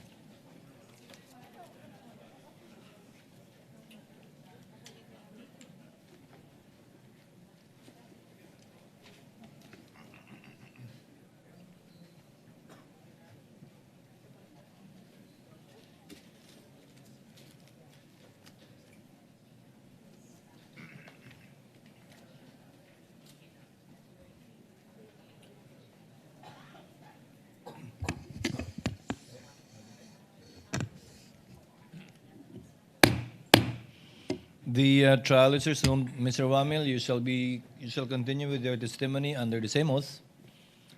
The status is that we are in the direct examination of the witness, Mr. Wamil, by the counsel for the panel of prosecutors, Attorney Lorna Kapunan. Ma'am, you may proceed and continue if you are ready, when you are ready, rather.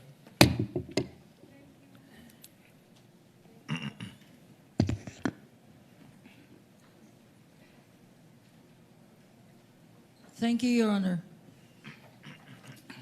Mr. Witness, kumain ka na ba? Yes, ma'am. Kumain naman po. Kumain ka naman, no? Kasi tatanong ko sa'yo.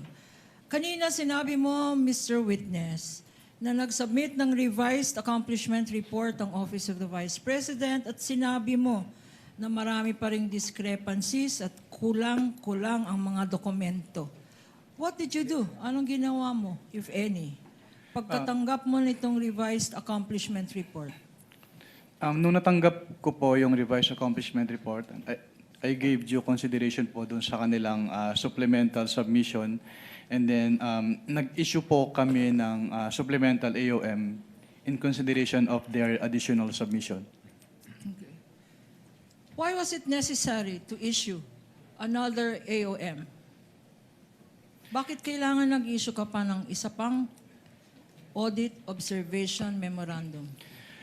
Since hindi naman po na-issue yung aming first AOM dahil hindi nga po nila na-receive, so wala po kaming, under our rules po, AOM po talaga yung aming i-issue if we note findings doon sa kanilang submission sa ICFAO.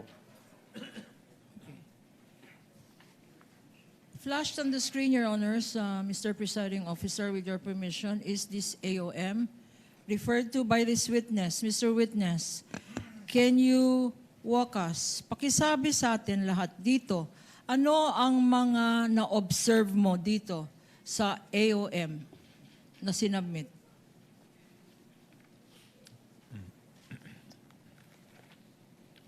Witness may refer to the document and may be assisted by assisting counsels for both parties.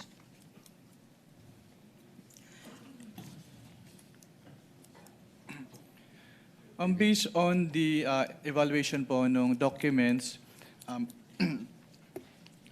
doon sa kanilang, katulad nga po nung sinabi ko kanina,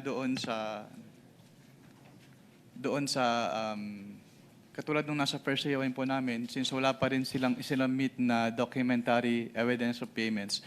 So nireiterate po namin dito sa aming second AOM yung kanilang non-submission of the documentary evidence of payments. Tapos katulad din po nung sinabi ko kanina, since doon sa kanilang revised accomplishment report ay merong items for the provision of medical and food aid for 40 million pesos at payment of incentives or traveling expenses relative to the confidential operations of the OBP na 10 million pesos na hindi allowable expenses based on the item 4.8 of the Joint Circular 2015-01. And also, doon sa kanilang revised accomplishment report, meron po silang item for the payment of rewards pero wala silang isinamit na any document evidencing the success of the information gathering or surveillance activities pursuant to the information given by the informer. And also, nakasama din po sa aming findings yung kanilang hindi sinabmit na special budget request at hindi rin po nila isinabmit yung proof of submission nila nung kanilang revised accomplishment report to the Office of the President, the Senate President, and the Speaker of the House. And lastly po, dun sa disbursement voucher kasi, ang nag-approve po nun ay si Assistant Secretary Limuel G. Ortonio, which is not compliant with the joint circular dahil according to the joint circular, it shall be the responsibility of the head of the agency to approve the cash advances. Okay. So na-mention mo dito yung 40 million na ginastos ng Office of the Vice President para sa gamot, medicines. Yes, ma'am. Walang supporting document. Mr. Witness? As of this time po, wala po silang binigay na supporting document. Ito ring 10 million na ginamit bilang liquidation sa travel expenses ng Office of the Vice President para sa confidential fund. Ano-anong mga dokumento ang sinabmit para dito? Pwede pong paulit po ng tanong, ma'am. 10 million ang sinabi mong travel funds na ginamit ng Office of the Vice President galing sa kanyang confidential funds. Meron bang sinabmit na dokumento ang Vice President para i-liquidate itong 10 million na travel funds niya? Wala po silang sinabmit na document supporting that disbursement po. Itong mga payment of rewards, magkanong payment of rewards?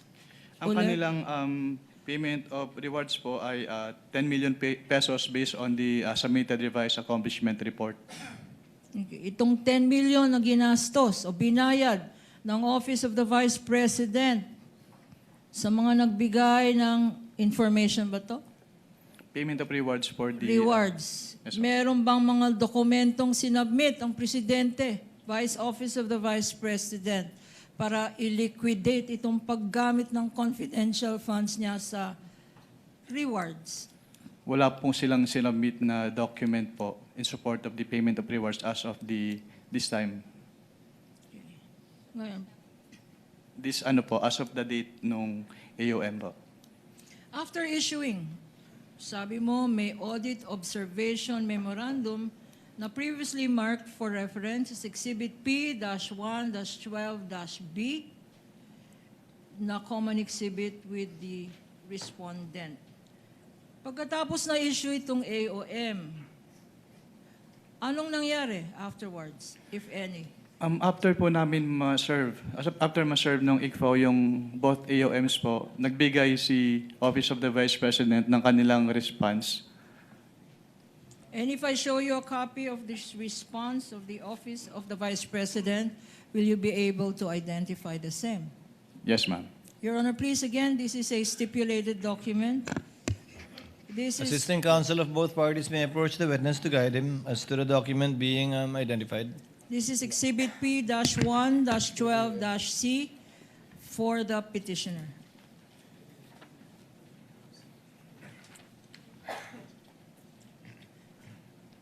Prosecution.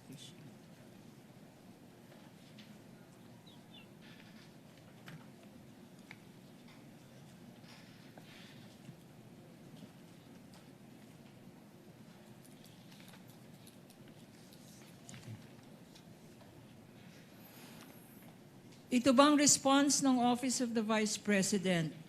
Evaluate mo din? Yes, ma'am. At anong findings mo, if any? Actually po, before ko na-evaluate itong response na ito, nag-submit pa sila ng additional response sa amin. At sabay po namin in-evaluate yung kanilang both responses. So, dalawang response. Yes, ma'am. At ano ang findings mo sa dalawang response na to? Sa response po kasi nila, they attached the documentary evidence of payments. So nagkaroon po kami ng finding about the various payment of rewards made based on the submitted documentary evidence of payments na naka-attach dun sa response nila in the form of acknowledgement receipts. So based on the acknowledgement receipts na sinamit po, nagkaroon sila ng payment of rewards in cash, in medicine, and in various goods. At lahat po nung kanilang payment of rewards ay walang naka-attach na any document supporting the success of the information gathering activity or surveillance activity on account of the information given by the informer. And also po, nagkaroon din sila ng various purchases based on the documentary evidence of payments. Meron po silang yung kanilang binili na medicines and various goods which were given as rewards. Yung kanilang binili na supplies. Yung binili nila na tables and chairs and desktop printers and computers. Pero yung supporting document lang po nun ay acknowledgement receipt instead of official receipts or sales invoices. And also, with respect to the payment po ng tables and chairs and desktop printers and computers, hindi po nila in-indicate if those purchases were really intended for the confidential operations of the OVP. Sa joint circular na sinabi mong guidelines para sa liquidation report ng Office of the Vice President, bakit sinasabi mo na walang supporting documents itong tables and chairs na binili, itong desktop, itong medicines, itong supplies? Ano ang kailangan mo na supporting document? Actually, since it was ang involved po ay purchases, then those purchases should have been supported with sales invoices and official receipts instead of the acknowledgement receipts lang po. In other words, Mr. Witness, itong acknowledgement receipt, walang kasamang mga resibo. Yes, ma'am. Wala po silang inattached na resibo. Hindi ba confidential yan kung saan drugstore ka bumili ng medicine? Hindi naman po siguro confidential pag kung ang pagbibilhan mo ay mga drugstore. Kasi ang confidential po mismo ay yung paggagamitan, hindi yung pagbibilhan. Magkaibang bagay po kasi yun. Yung mga grocery na binilhan ng mga sari-saring groceries at supplies, hindi ba confidential dapat ang mga pangalan ng grocery na yan? Hindi naman po kailangan maging confidential yung pangalan ng mga groceries. Katulad nga po ng sinabi ko, ang confidential ay yung paggagamitan, hindi yung pagbibilhan. At magkaibang bagay po kasi yun. Yung hardware stores na pinagbilhan ng mga tables and chairs tsaka desktop, hindi ba confidential yung mga pangalan ng mga hardware stores na yan? Hindi rin po necessarily na confidential yung pangalan ng hardwares dahil yun nga po, hindi naman confidential yung pinagbilan, kundi yung paggagamitan ng kanilang pondo. Your Honor. At this juncture, Your Honor, may we With the permission of manifest... counsel for the panel of prosecutors. Yes, what is the pleasure of Your the Honor, counsel for may respondent? we move to strike out the responses of the witness to those questions, as he's not competent and qualified to answer, especially since he is not pointing to any provision of the JC as to his opinion on whether confidential o hindi ang mga pangalan ng mga drug stores, ang mga pangalan ng mga sari-sari stores, Your Honors. I think that is beyond his competence, Your Honor, as an auditor. If I may respond. Unless, Your Honor, he can point to a specific provision in the joint circular.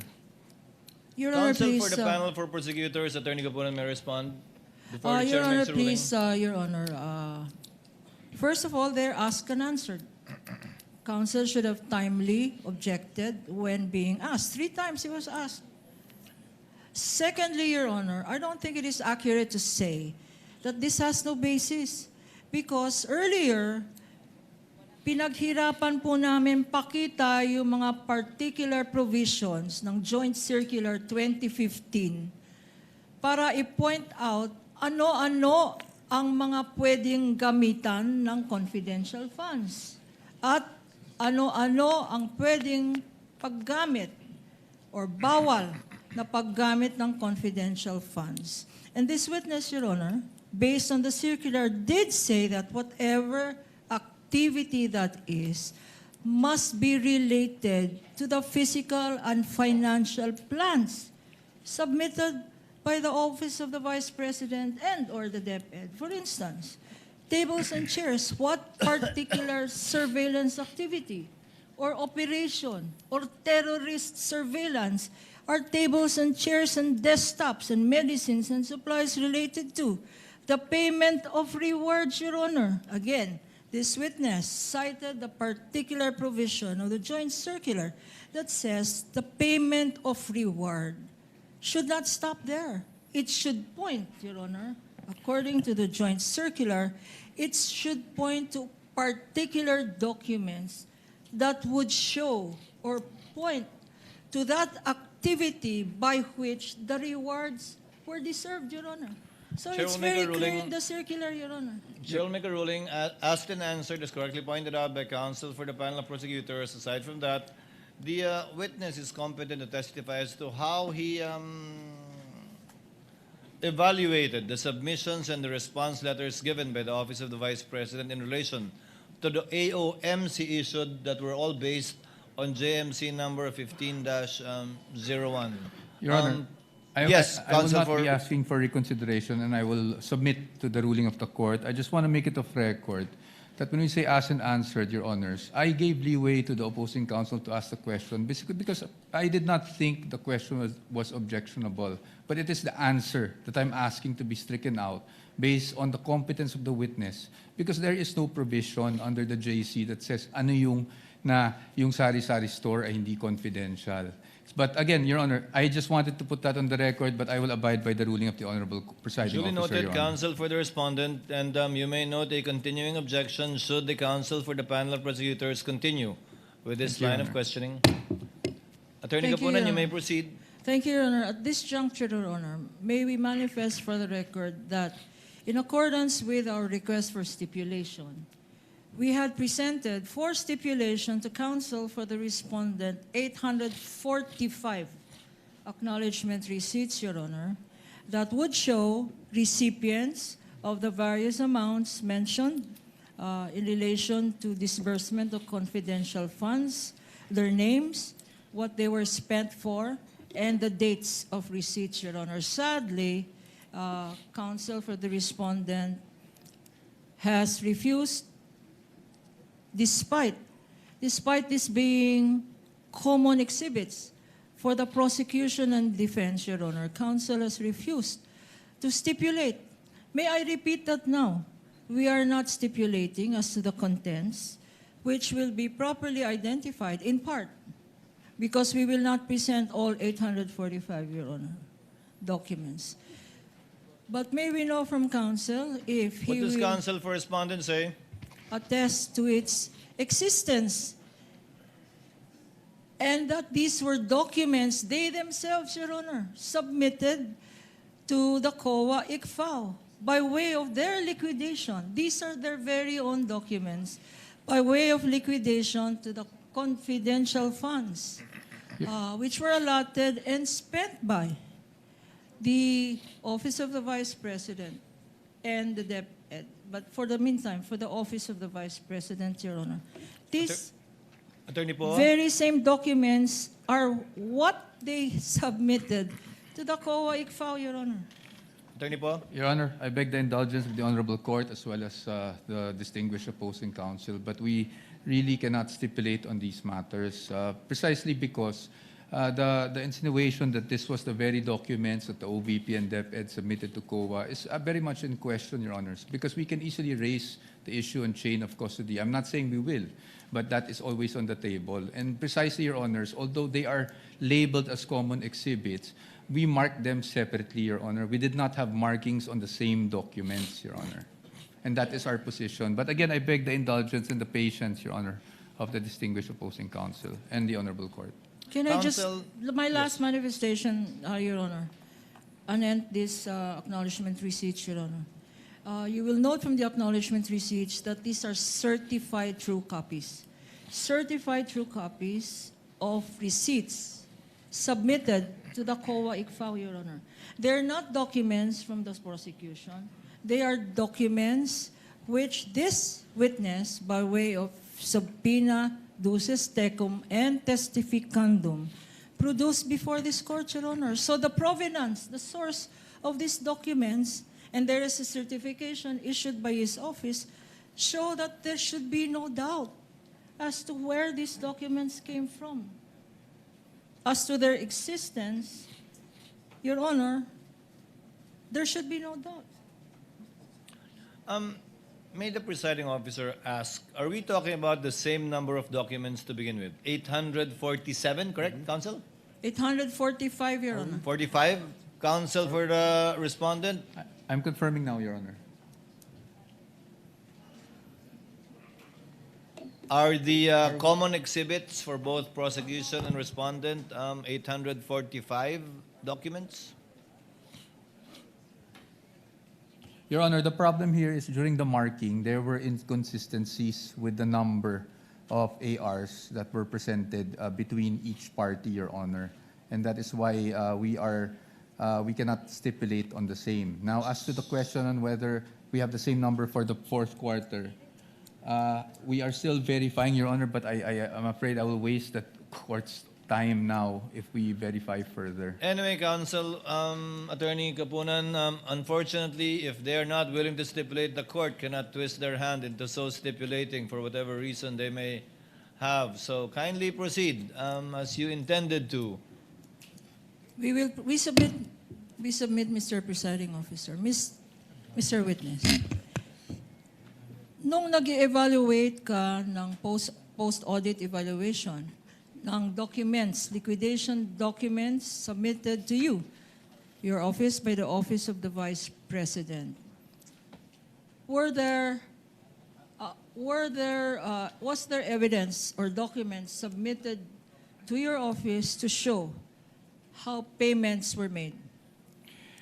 Ang tanging sinamit lang po nila in support of their payments po ay yung documentary evidence payments in the form of acknowledgement receipts. Okay. And will you please tell this court, this impeachment court, if you, in the course of your post-audit, carefully evaluated acknowledgement receipts?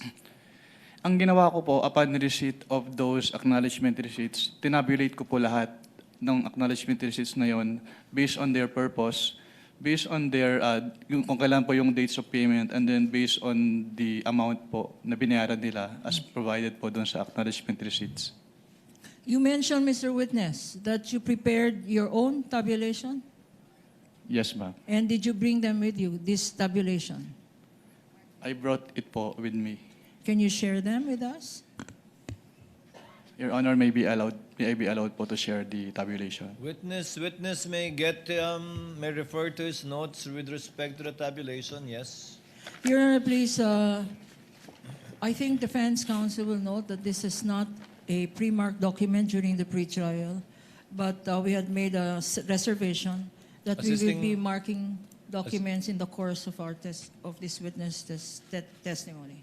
Assisting counsel for the parties may approach the witness and view the document being referred to by the witness.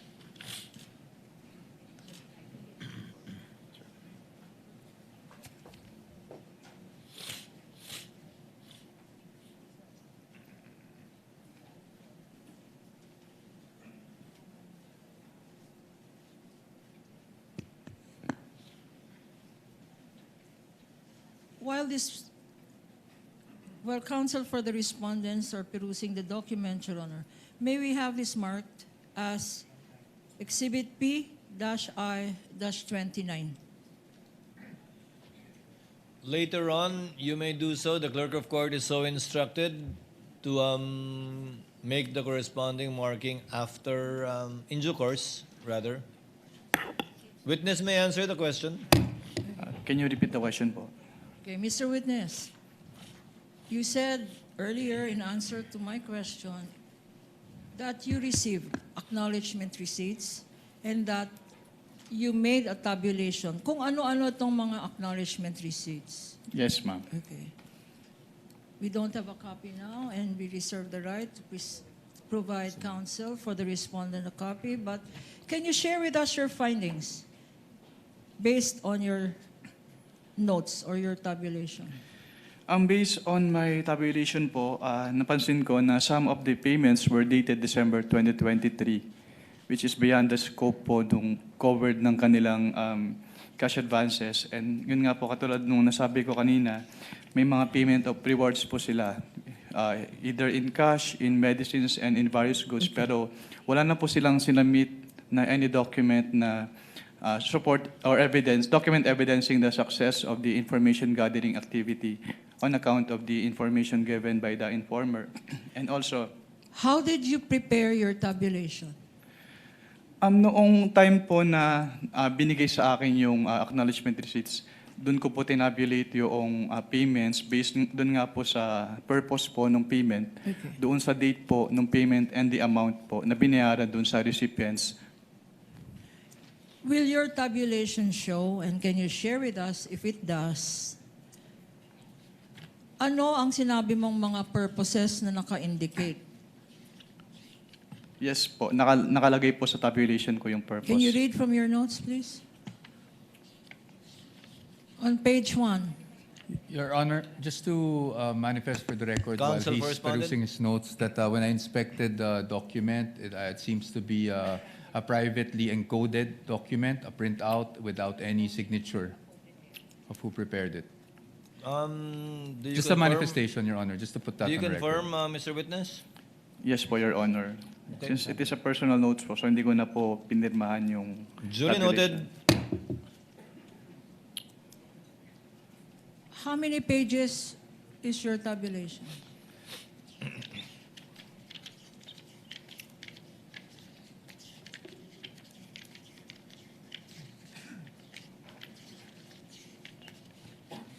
$19 pages po. Okay. Your Honor, please, this P-29, P-1-29, which is a tabulation consisting of 19 pages, we will request that they, at the appropriate time, be submarked as P-29-A up to end series, Your Honor. Now, So ordered.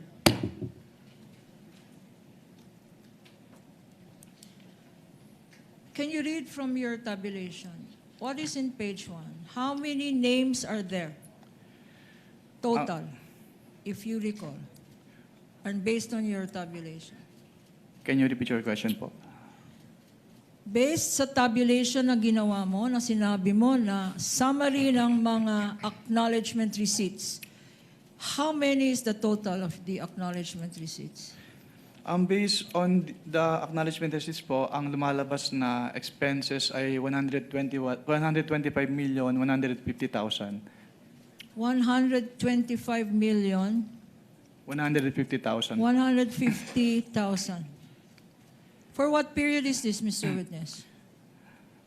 Based on the documents po na submitted to us, December 21 to 31, 2022. Pero katulad nga po ng sinabi ko, some of the dates po dun sa acknowledgement receipts ay naka-dated December 2023. Okay. Sinabi mo na ang total is 125,150,000. Magkano ba ang binigay na confidential funds? Based on the documents submitted to ICFAO, 125 million pesos po. May discrepancy. Hindi tugma, 150,000 na butal. Based on the documents po, yes, may discrepancy po yung acknowledgement receipts and the accomplishment report. Okay. Thank you for your pointing that out. Ano pa ang dapat malaman namin sa tabulation mo?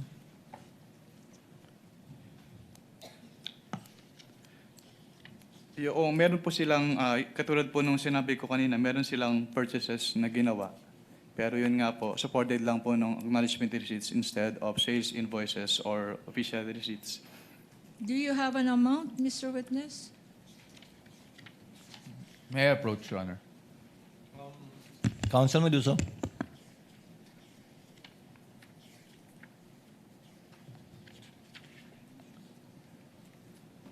I think nasa notice of suspension po yung amount. May I be allowed po to refer to the notice of suspension? Okay. At This the, is a stipulated document, right, Council? yes, Your Honor. The notice of suspension is. The We will notice of suspension? we will ask again the question in due course. Kindly ask the question again, Council for the panel of prosecutors. Witness is asking for permission to refer to the notice of suspension to answer your question.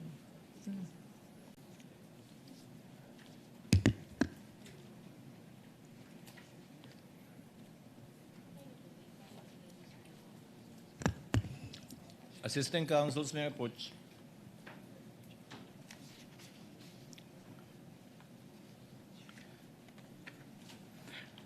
Based on this notice of suspension, actually wala pong total pero nandito po yung breakdown ng amounts per type of purchase po. Okay. Can we go through the breakdown of amounts? Opo. Based on your notice of suspension, which is a common exhibit of As the to the- prosecution and the defense. As to the various goods which were given as rewards, 34,857,000. As to the medicines which were given as rewards, 34 million for rewards. as to the medicines po which were given as rewards, 24,930,000. As to the purchase supplies, 11,813,000 pesos. As to the tables and chairs, 500,000 pesos. And as to desktop computers and printers, 3 million pesos. What else, Mr. Witness?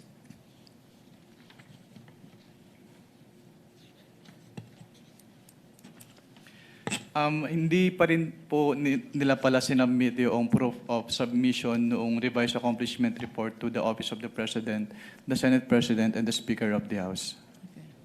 Ngayon, if we show you a select few of these acknowledgement receipts, would you be able to identify them? Yes, ma'am. Your Honor, can we ask our attorney, Mark Peña? Can I mention his name because his mother daw is watching? Assisting counsels may approach for both Attorney parties. Mark Peña.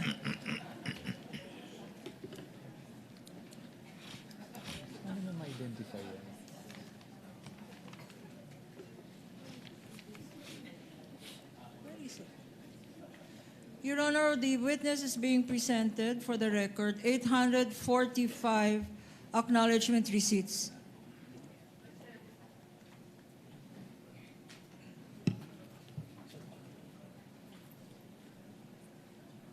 In a box, and for purposes of reference, these have been marked as Exhibits P-1-8 and series for the prosecution. How many boxes, counsel? 3 boxes, Your Honor. What was the folder earlier given to the witness by Attorney Peña? The folder given, Your Honor, is just one of the folders, Your Honor. Inside the box. Inside the box. So for For the record, Your Honor, Attorney Peña showed to the witness a sample folder of a folder which is among the 845 documents inside several folders, inside 3 boxes. Containing the 845 exhibits. Yes, Your Honor. Assisting counsel may show the witness a sample of the 845 acknowledgement receipts contained in a folder.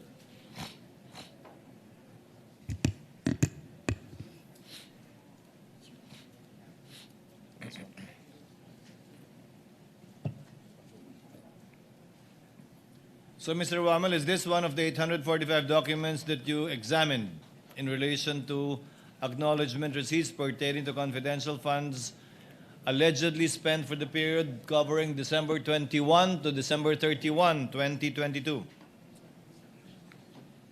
Yes, sir. Yes po, Your Honor. You're a witness, counsel. Okay. If I show you some, the defense.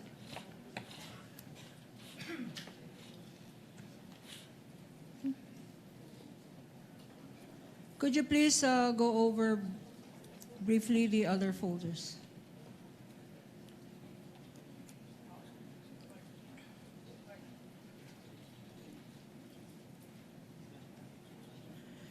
Your Honor, please, may we ask for a 3-minute recess for this?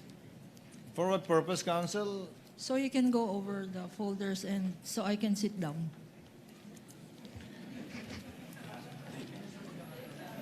Ito po yung sample na... Trial based on is suspended for how many minutes, counsel? 3 minutes then.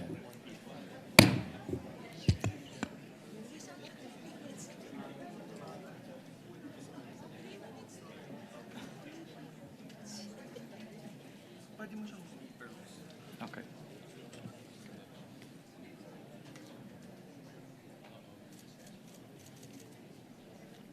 Do I have to...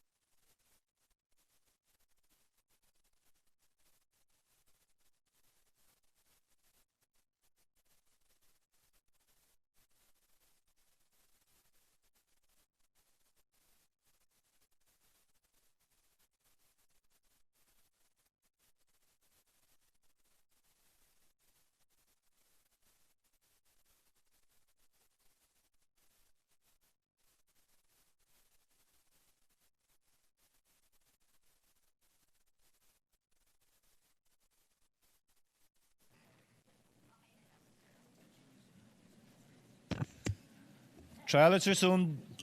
Thank you, Your Honor. Your Honor, please, if I Counsel might, for the panel of prosecutors. Yes, ma'am. if I may, Your Honor, as can be seen, the examination of the documents took more than 3 minutes, just to attest that these documents are voluminous. And in connection therewith, Your Honor, since counsel has not agreed to a stipulation of all 845 documents, we call to rescue Section 130 of Rule 130, Section 3, Your Honor, C. And for the record, if we may be allowed to read, Your Honor. This rule on documentary evidence is the exception to the original document rule, which requires that all documents must be presented. But in this particular section, Rule 130, Section 3C, it says, Your Honors, that when the original consists of numerous accounts, and that is what we are seeing today, and other documents which cannot be examined in court without great loss of time, and the facts sought to be established from them is only the general result of the same. I think, Your Honor, this is applicable, especially if we likewise see Section 7, which is summaries of the same rule, Your Honor. In Section 7, entitled Summaries, when the contents of documents, records, photographs, or numerous accounts are voluminous, as can be seen, 3 boxes and several folders, and the facts sought to be established is only the general result of the whole, the contents of such evidence may be presented in the form of a chart, a summary, or calculation. Your Honor, please, I think under this Rule 130, Section 3C, in conjunction with Section 7 relating to voluminous records and summaries, Your Honor, we will be, as we had earlier, marked a tabulation, which is the summary of all 845 acknowledgement receipts, Your Honor, all of which are intended to just prove one thing, Your Honor, to prove that certain amounts are covered by acknowledgement receipts which were submitted by way of liquidation for confidential funds, and the purpose for which they were spent or discharged or withdrawn are not in compliance with Joint Circular 2015, Your Honor. That is the result intended from this 845 documents, which we will no longer individually present. In lieu thereof, Your Honor, pursuant to Section 3C in conjunction with Section 7 of Rule 130, we will just be presenting the tabulation, Your Honor, marked as Exhibit P-1-29 and series, Your Honor, and reserve the right to just highlight certain select acknowledgement receipts, which we will ask this witness to testify to as to the contents thereof, Your Honor. Comment from counsel for respondents. We have no objection to the applicability of the rule invoked, Your Honor, by the distinguished opposing counsel without prejudice to our right to test the accuracy of the table at the proper time. And to individually question its authenticity during cross or Yes. during its presentation, and to be given copies as well, should you so desire. Correct, subject to cross, Your Honor. Counsel may proceed in accordance with Rule 130, Section 3C in relation to Section 7, in relation to, given that the documents are indeed voluminous.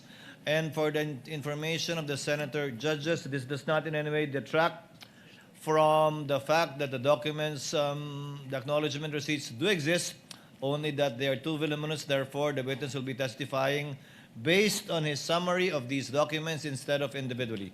Counsel for the panel of prosecutors may proceed. Thank you, Your Honor, for the ruling. Now, I will show you select few of these acknowledgement receipts. And for better appreciation of the Honorable Impeachment Court, we will be flashing some select few. Exhibit P-1-8-184. Showing to you, Mr. Witness, this exhibit. It is an acknowledgement receipt in the name of Mary Grace Piatos for the amount of 70,000 pesos. Please peruse this document and tell us if this is among the acknowledgement receipts that you said you received and evaluated based on the submissions of the Office of the Vice President.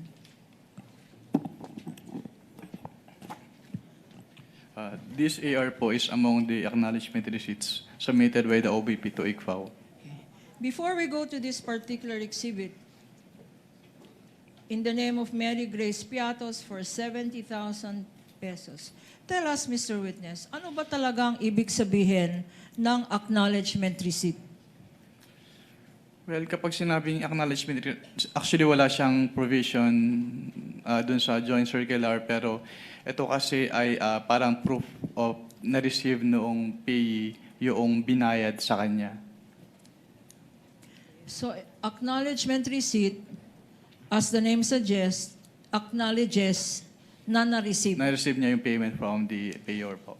So, ina-acknowledge ng isang Mary Grace Piatos na tumanggap siya ng magkano? Based from this acknowledgement receipt po, tumanggap po si Mary Grace Piatos ng 70,000 pesos for the payment of rewards, close and open parenthesis, medicines.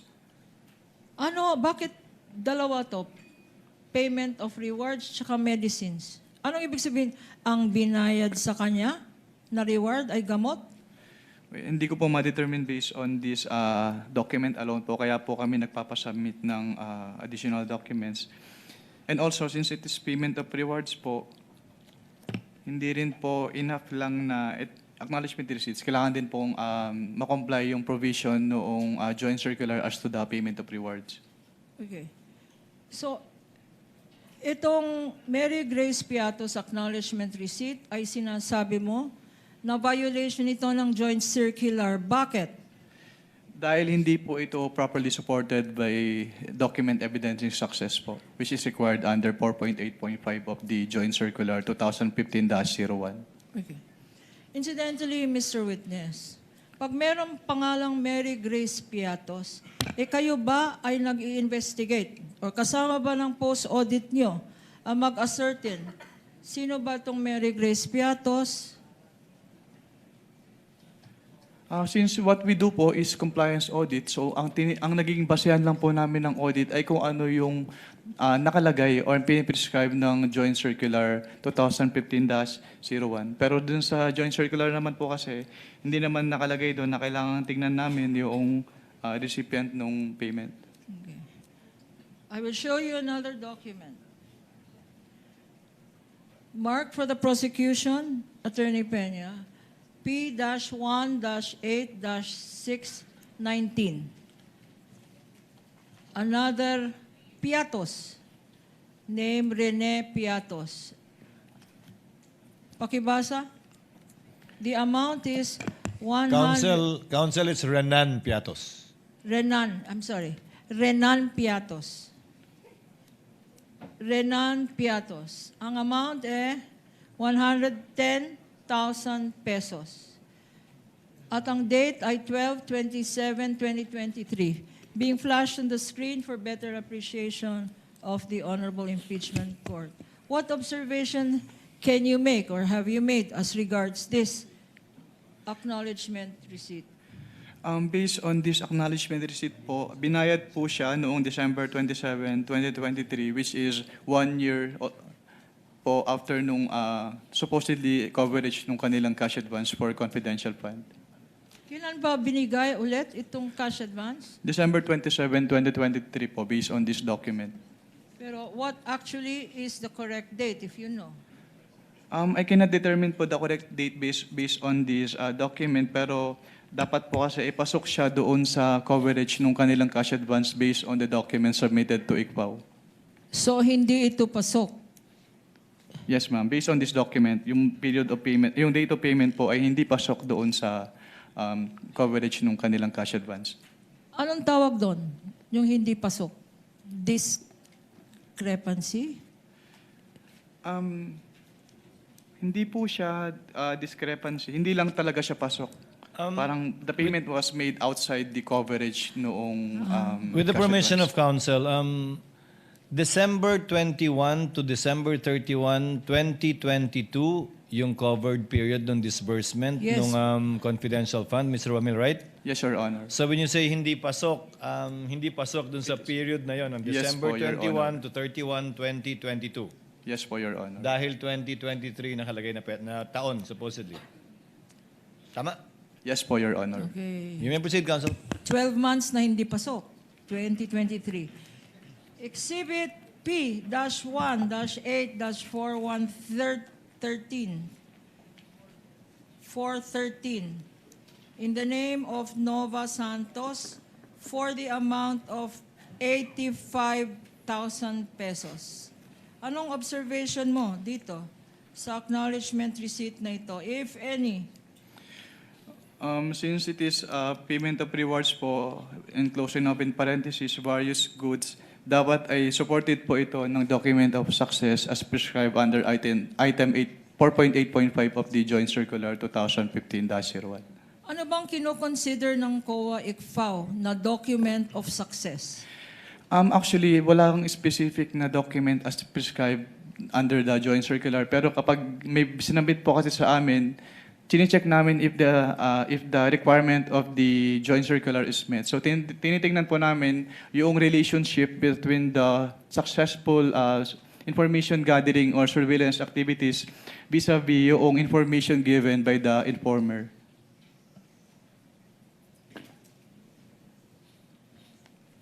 I'll show you now.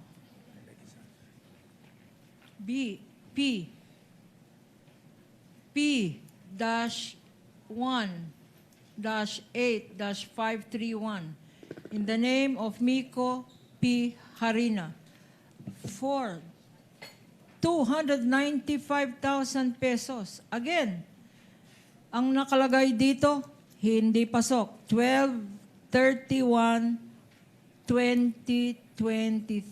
Leading, Your Honor. Objection. Okay, I will reform. Kindly reform, What Council. can you say, what can you observe about the date indicated there, if any? The date po indicated in this document is December 31, 2023 as the date po nung receipt of payment by the And what payee. significance can you draw, if any, from this date? It is outside po dun sa period po nung kanilang disbursement, which is December 21 to 31, 2022. And the purpose? Ano yung purpose na naka-indicate dyan? Ang nakalagay po ay payment of purchase supplies. Okay. Itong purchase supplies na ito, 295,000 worth of purchase of supplies. What documents, if any, were submitted Ang sinamit to po nila, indicate ano ang mga supplies worth 295,000 na binili nung 1 year after, 12/21/2023. Meron bang dokumentong sinubmit? At kung meron, ano-ano yon? wala po silang document na sinamit. Ito lang pong acknowledgement receipt. P-1-8-643 in the name of Janice Marie Revilla. Na-investigate mo ba kung kamag-anak to ni Senator Bong Revilla? Mr. Witness? Mr. Witness? That is beyond na po our scope of audit. Okay. And the amount is 70,000 pesos. Again, for purchase of information, dated 12/28/2022. Any observation on this acknowledgement receipt?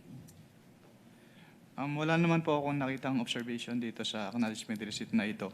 Since yung purchase of information is among those allowable expenses naman po under the Joint Circular 2015-01. Patiting. Patiting. P-1-8567 for 150,000 pesos. 12/23/2022. Parang hindi katiting ito. Patiting.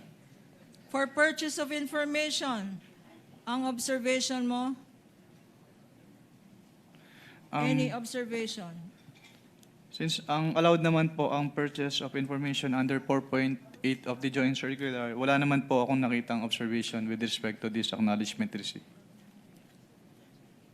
P-1-8-545 in the name of Odi or Andy C. Lim for 50,000 pesos. Andilim.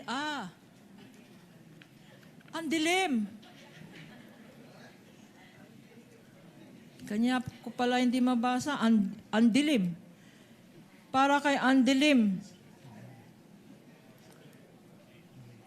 50,000 pesos.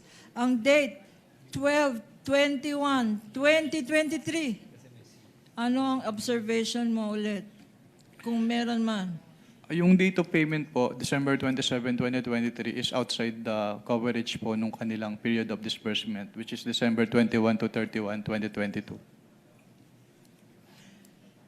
Kung merong andilim, siguro dahil Objection, pikit. Your Honor.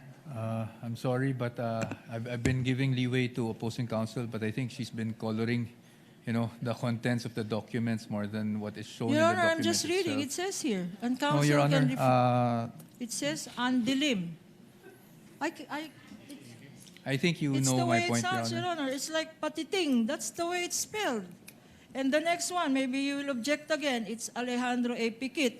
I was gonna say, kanya siguro madali. May pikit ang mata. Pikit. Exactly, Your Honor, our point, Your Honor. Pikit. Counsel for the panel of prosecutors, I think you know what the counsel for the respondent is talking about. Yes. Kindly proceed accordingly. Okay, Alejandro A. Pikit, P-18-544 for 90,000 pesos. And the date here, again, is 12/21/2023. Purchase of information. Any observation, Mr. Witness? Yung date of payment po na December 21, 2023 based on this document is outside po doon sa kanilang period of disbursement. Okay. P-1-8-556 being shown to you and flashed on the screen is for Fiona Byong for 80,000 pesos, 12/22/2022, also for payment of information. Any comment, Mr. Witness? Wala naman po akong particular observation on this AR kasi yung purchase of information is allowed naman po under 4.8 of the Joint Circular. And the last two, also for payment of information, P-1-8-654 for Cisfronio Balsac for 70,000 pesos. And P-1-8-615 for Gabriel S. Bisaya for 70,000 pesos. 12/27/2022. Any observations, Mr. Witness? Yung date of payment po na December 27, 2023, which is outside the coverage po nung kanilang period of disbursement. Now, having shown you selected few of these 845 acknowledgement receipts, can you confirm now that the ones shown to you and those that are part of your summary stated in your tabulation are the documents submitted to you by the Office of the Vice President by way of liquidation of monies allegedly paid to alleged payees and for alleged purposes? Yes po, ma'am. I will go now to the Office of the Vice President. What happened next, if any? From what time, from what period po yung tinatanong niyo, ma'am? From the date of... After you received the response of the Office of the Vice President, what action did you take, if any? I evaluated po the response, the explanation contained in the response as well as the documents po attached in the response, and nag-issue po kami ng notice of suspension dahil hindi pa rin po compliant yung kanilang submission sa ICFAO. Again, can you remind us what a notice of suspension is? Based on the Joint Circular 2015-01, notice of suspension is a written notification to the head of the agency and the agency accountant, informing them of the temporary disallowance in audit of the disbursement because it appears that the disbursement is illegal, irregular, or improper, and that they are required to submit an explanation or justification or the documents being sought in the notice of suspension or both po. If a notice of suspension is shown to you, P-1-13-A, which is a common exhibit with the defense, would you be able to identify the same? Yes, ma'am. And for better appreciation of the Honorable Impeachment Court, we will Assisting be counsel of flashing the both same parties on may the screen. approach.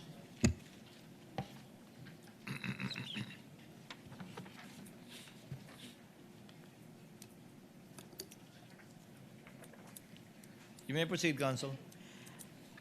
In your notice of suspension, which you said you issued, and which is a common exhibit, what were your recommendations thereat? In this notice of suspension po, katulad po nung in-explain ko kanina, may mga payment of rewards silang ginawa in cash, in medicine, and in various goods, pero hindi po properly supported with any document evidencing success as prescribed po in item 4.8.5 of the Joint Circular. That is observation number 1 po.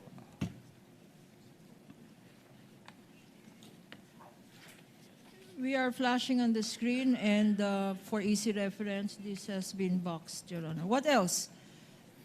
Also, in the NS po, yun, katulad din nung sinabi ko kanina, meron silang mga purchases na ginawa, which is yung purchases of medicine, which were given as rewards. Yung purchases of various goods, which were given as rewards. Yung purchase supplies, yung tables and tables and chairs, at yung desktop printers and computers ay supported lamang ng acknowledgement receipts instead of sales invoices or official receipts. And also with respect to the purchased tables and chairs and desktop printers and computers, hindi po nila in-indicate if these purchases were intended for the confidential operations of the Office of the Vice President. What else is here in your notice of suspension? Third po, yung ibang acknowledgement receipts po, yung receipts of payment ay naka-December 2023 at yung ibang acknowledgement receipts ay wala pong date kung kailan ni-receive ni payee yung payment po. No. If these acknowledgement receipts, there are certain acknowledgement receipts dated 2023, if shown to you, would you be able to identify the same? Yes, ma'am. Showing to you now. Acknowledgement receipts dated December 20, 2023, beyond the period beyond the covered period of the last quarter of 2022. Please go over these documents. Assisting counsel may show the witness the documents.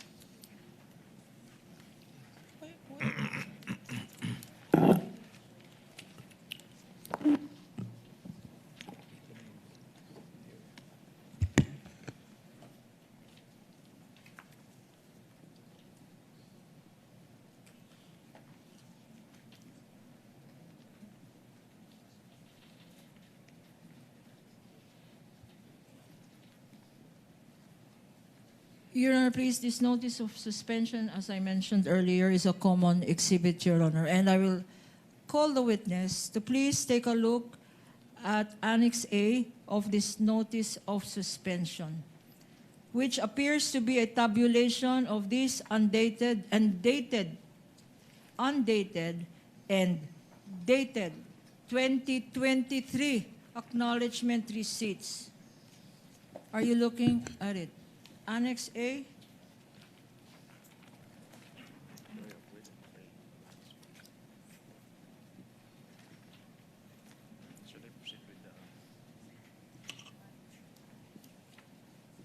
What is the total, Mr. Witness, based on your Annex A of your notice of suspension of the total amount for acknowledgement receipts issued for a period not covered by the confidential funds? Can you clarify po yung question? Yung mga dated December 2023 po ba yun? Yes, Mr. Witness. Based on this annex po, yung total ng mga acknowledgement receipts na dated December 2023 ay 25,606,000 pesos. For 2023, 25,606,000. What about confidential funds liquidated based on undated acknowledgement receipts na walang date? Undated. Based po on Is that also shown in your Annex A? Yes po, ma'am. Can you tell this court how much that amount is for undated acknowledgement receipts na walang petsa? Ang total amount po ay 3,276,000 pesos po. Okay. And pag tinotal natin ito, magkano lahat ito ang nakalagay sa notice of suspension mo? Yung undated tsaka December Yes, Mr. 20. Witness. Bali, ang magiging total po ay almost 29 million pesos po.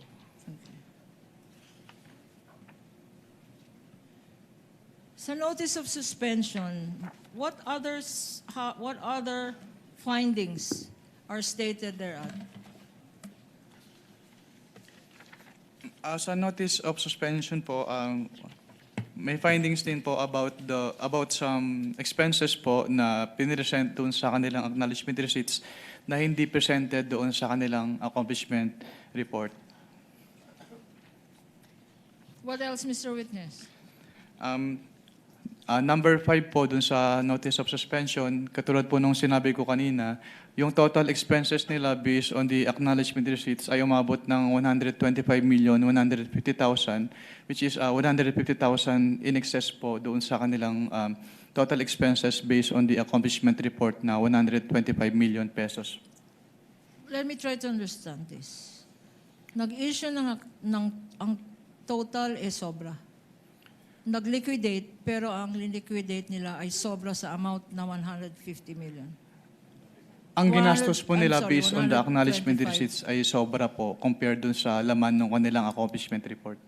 May discrepancy. May discrepancy po na 150,000 pesos. What happened? May notice of suspension. What happened after you issued this notice of suspension? If any? After po ma-issue yung notice of suspension ay wala na po akong personal knowledge since nag-transfer na po ako to other audit sector po of the Commission on Audit.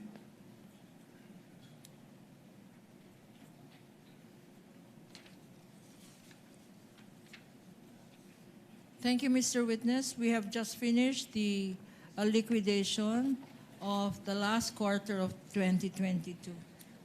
We are we are mindful, Your Honor, of the request of the presiding judge to end at 2:30.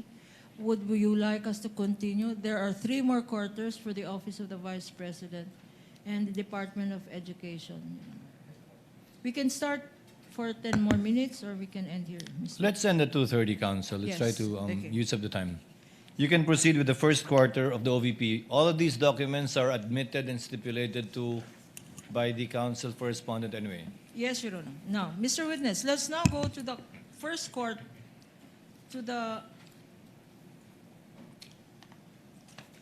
let us now go to the first quarter.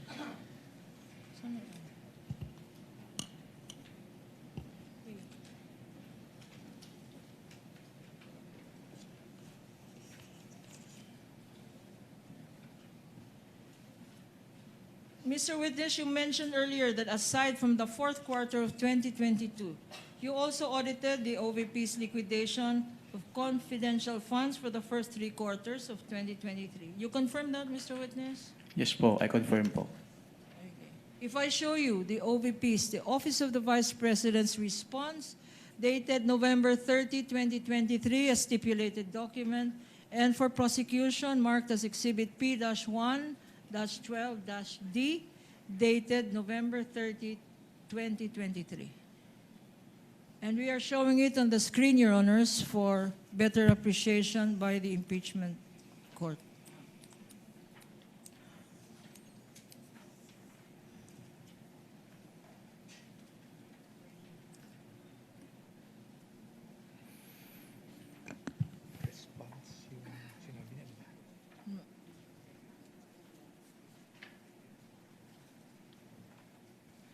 What, Mr. Witness, were, if any, were the liquidation documents submitted by the Office of the Vice President as regards the confidential funds received for first quarter and the second quarter of 2023?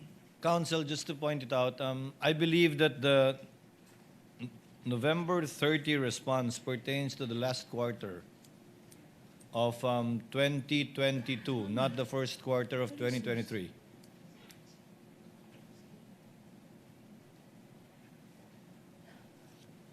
Yes, Your Honor. Thank you for pointing it out, Your Honor. For the first quarter of 2023, what documents were submitted by the Office of the Vice President by way of liquidation of the confidential funds for this period? The documents po submitted by the Office of the Vice President for the first and second quarter of 2023 include yung kanilang liquidation report, yung disbursement voucher, yung cheque, yung obligation request, their physical and financial plan for calendar year 2023, yung kanilang quarterly accomplishment reports, and yung proof of submission po noon dun sa Office of the President, the Senate President, and the Speaker of the House, yung certification po nung accountable officer on the utilization of the confidential fund, yung designation po nung kanilang special disbursing officer, yung specimen signatures nung signatories nung documents, at yung fidelity bond po nung kanilang accountable officers. And Mr. Witness, if these documents are shown to you, would you be able to identify the same? Again, Your Honor, the documents mentioned by the witness are stipulated documents. Councilman and Approach. marked both by the prosecution and defense.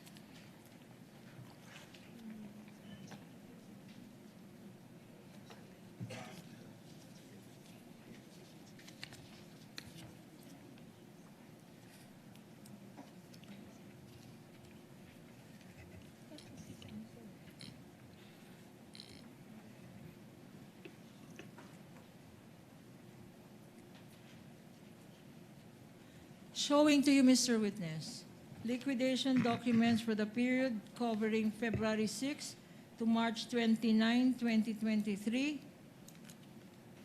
For another period, April 25. Okay.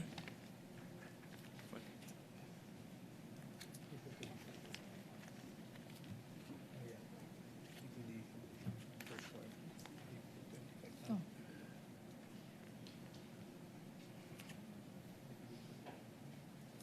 Among the documents being shown to you is a physical and financial plan issued by the Office of the Vice President for calendar year 2023, being flashed on the screen. Specifically, a physical and financial plan dated January 20, 2023, marked as Exhibit P-1-14-A-1, common exhibit with the respondent, defense.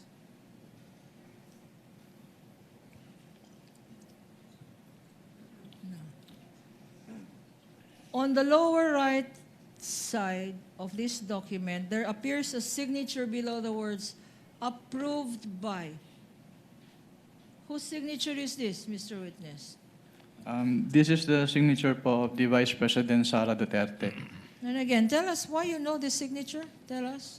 Because the OBP po submitted specimen signatures of the signatories po, and one of the specimen signatures submitted is that of the Vice President, and her signature po on the specimen signature submitted is the same with her signature po on this document. And in this very same document, there is a phrase, quote unquote, approved by. What does this mean? Ang ibig sabihin po noon ay inapprove po ni Vice Presidente yung contents ng Fiscal and Financial Plan na sinubmit sa ICFAO. Please take a look at these documents and tell us what significant observations have you made? If any. Based on this document po, hindi po naka-indicate dun sa column A yung specific confidential activities as required po under 4.2 of the Joint Circular 2015-01. Why is this necessary? It is necessary po since under item 4.2 po of the Joint Circular, it shall be the basis po ng disbursements ng kanilang confidential fund. What else did you observe, Mr. Witness? Since yung hindi po naka-enumerate yung kanilang specific confidential activities, yung columns for the expected outcome at yung column for the physical target ay hindi rin po kompleto since hindi po nakamatch yun doon sa kanilang specific confidential activities. For the record, because it's not quite clear, could you read for the record what is there stated in the third column? In the third column po, physical target.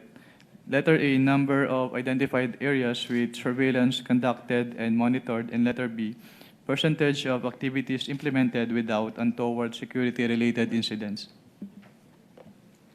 Okay. You mentioned number of areas. What specific number was indicated there? Ang wala pong naka-indicate dito, ma'am. There is no indication as to areas. What about where? Specifically, province, city, where this surveillance is conducted? Wala pong naka-indicate dito based on this document po. And why is that necessary, Mr. Witness? Actually, it is a plan, since it is a physical and financial plan, so ito po talaga yung basis nila for their disbursement. Okay. What else is indicated there?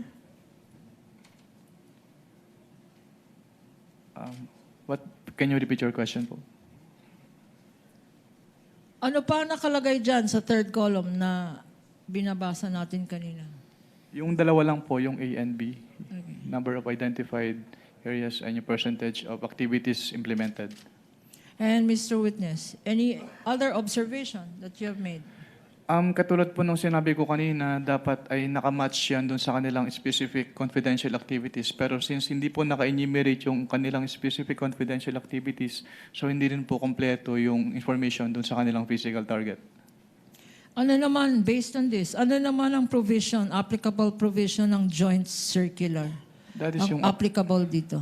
yung item 4.2 po of the Joint Circular. Ano ang 4.2 natin ulit? It provides there po that all allocations for confidential fund must be supported with a physical and financial plan which shall indicate the proposed amount for each project, programs, and activities where the disbursements from the confidential fund shall be based. Okay.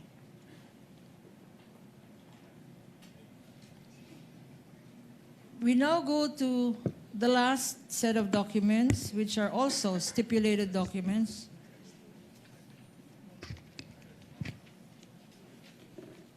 Three more documents.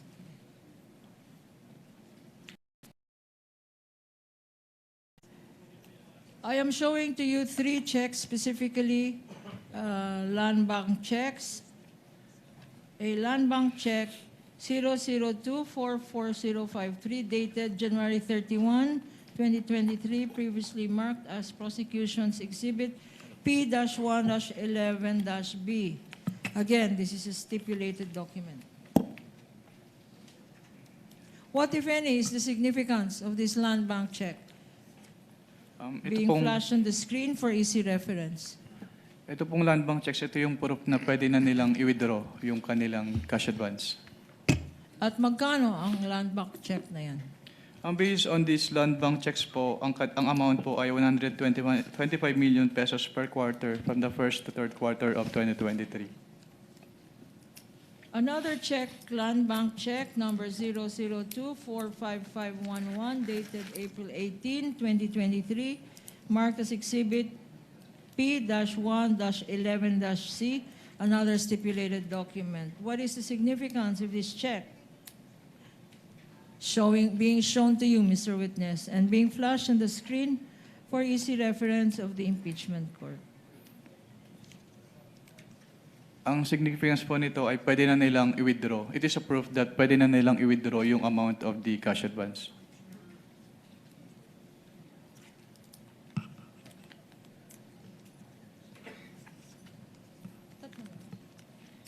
And Mr. Witness, these three checks, and there is one last more. One more check, Counsel. One more check.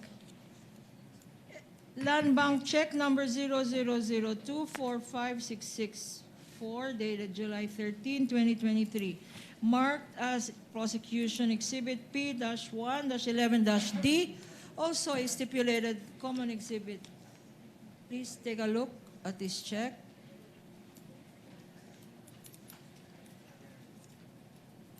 Tell us the significance of this check, if any. The significance of this check po is it is a proof po na pwede na nilang i-withdraw yung kanilang cash advance for this quarter. And this check submitted to your office, to the COA ICFAO, Yes, ma'am. are the very same checks that you identified this afternoon. Yes, ma'am. Your With the Honor, indulgence please, of counsel, you want to wrap up there and continue your direct tomorrow? Yes, Your Honor. The witness is excused. Mr. Wamil, kindly be here again tomorrow at 10 a.m. for the continuation of your testimony. You will be testifying under the same oath. Now, for some administrative matters, pursuant to the July 20, 2026 ruling of the presiding officer, the BIR, Bureau of Internal Revenue, the Anti-Money Laundering Council, BDO Unibank, Philippine Savings Bank, PS Bank, Metropolitan Bank and Trust Company, Security Bank, Land Bank of the Philippines, and the Bank of the Philippine Islands, through their representatives, submitted the subpoena documents to the Office of the Clerk of Court on July 30, 2026. During their submission, however, BDO Unibank and Security Bank manifested their request for an additional period of 10 days. 10 banking days rather, until August 13 to submit documents which they were not able to submit on time. BDO requested for additional time to retrieve, compile, produce, and submit item number 3 in the subpoena, namely all account transactions, records, ledgers, journals, etc., and transaction logs. Meanwhile, Security Bank manifested that due to the volume, it was unable to complete the printing of documents pertaining to 2 of the 20 entities, namely GenCorp Industries and Cali 88 Foods Corporation. In view of the foregoing, the court resolves to note and grant the request of BDO for an additional 10 days, 10 banking days rather, or until August 13 to submit the additional documents required by the subpoena duces tecum. Likewise, BDO is directed to submit 4 additional USB flash drives containing the electronic copies of the subpoena documents which were submitted on July 30. The same ruling applies for the other banks and government agencies and offices. The court also notes and grants the request of Security Bank for an additional 10 working days from July 30 or until August 13 to submit to the clerk of court the 3 certified true copies and 5 USB flash drives containing the complete electronic copies of the bank records pertaining to GenCorp Industries Incorporated and Cali Foods 88. For the information of the senator judges, the clerk of court received the submission coming from the BIR after the BIR commissioner submitted a presidential authorization providing for the release of the documents from the BIR as required by Section 71 in relation to Section 270 of the National Internal Revenue Code, in compliance again with the court's directive prior to receiving its submission. For the information of the senator judges and then for the information of the parties, copies shall be given, if at all, to the parties after the submissions shall have been completed, where the parties will be given equal opportunity to review the documents, photocopy the same, and study the same, since this is still the last article we will be taking up. So ordered. If there are no other business to be taken up, we will adjourn the trial, and for the information of the senator judges, session shall be convened at 3 p.m. in the afternoon upon advice of the Senate President, Senate President Win Gatchalian. Trial is adjourned until tomorrow, August 4 at 10 a.m.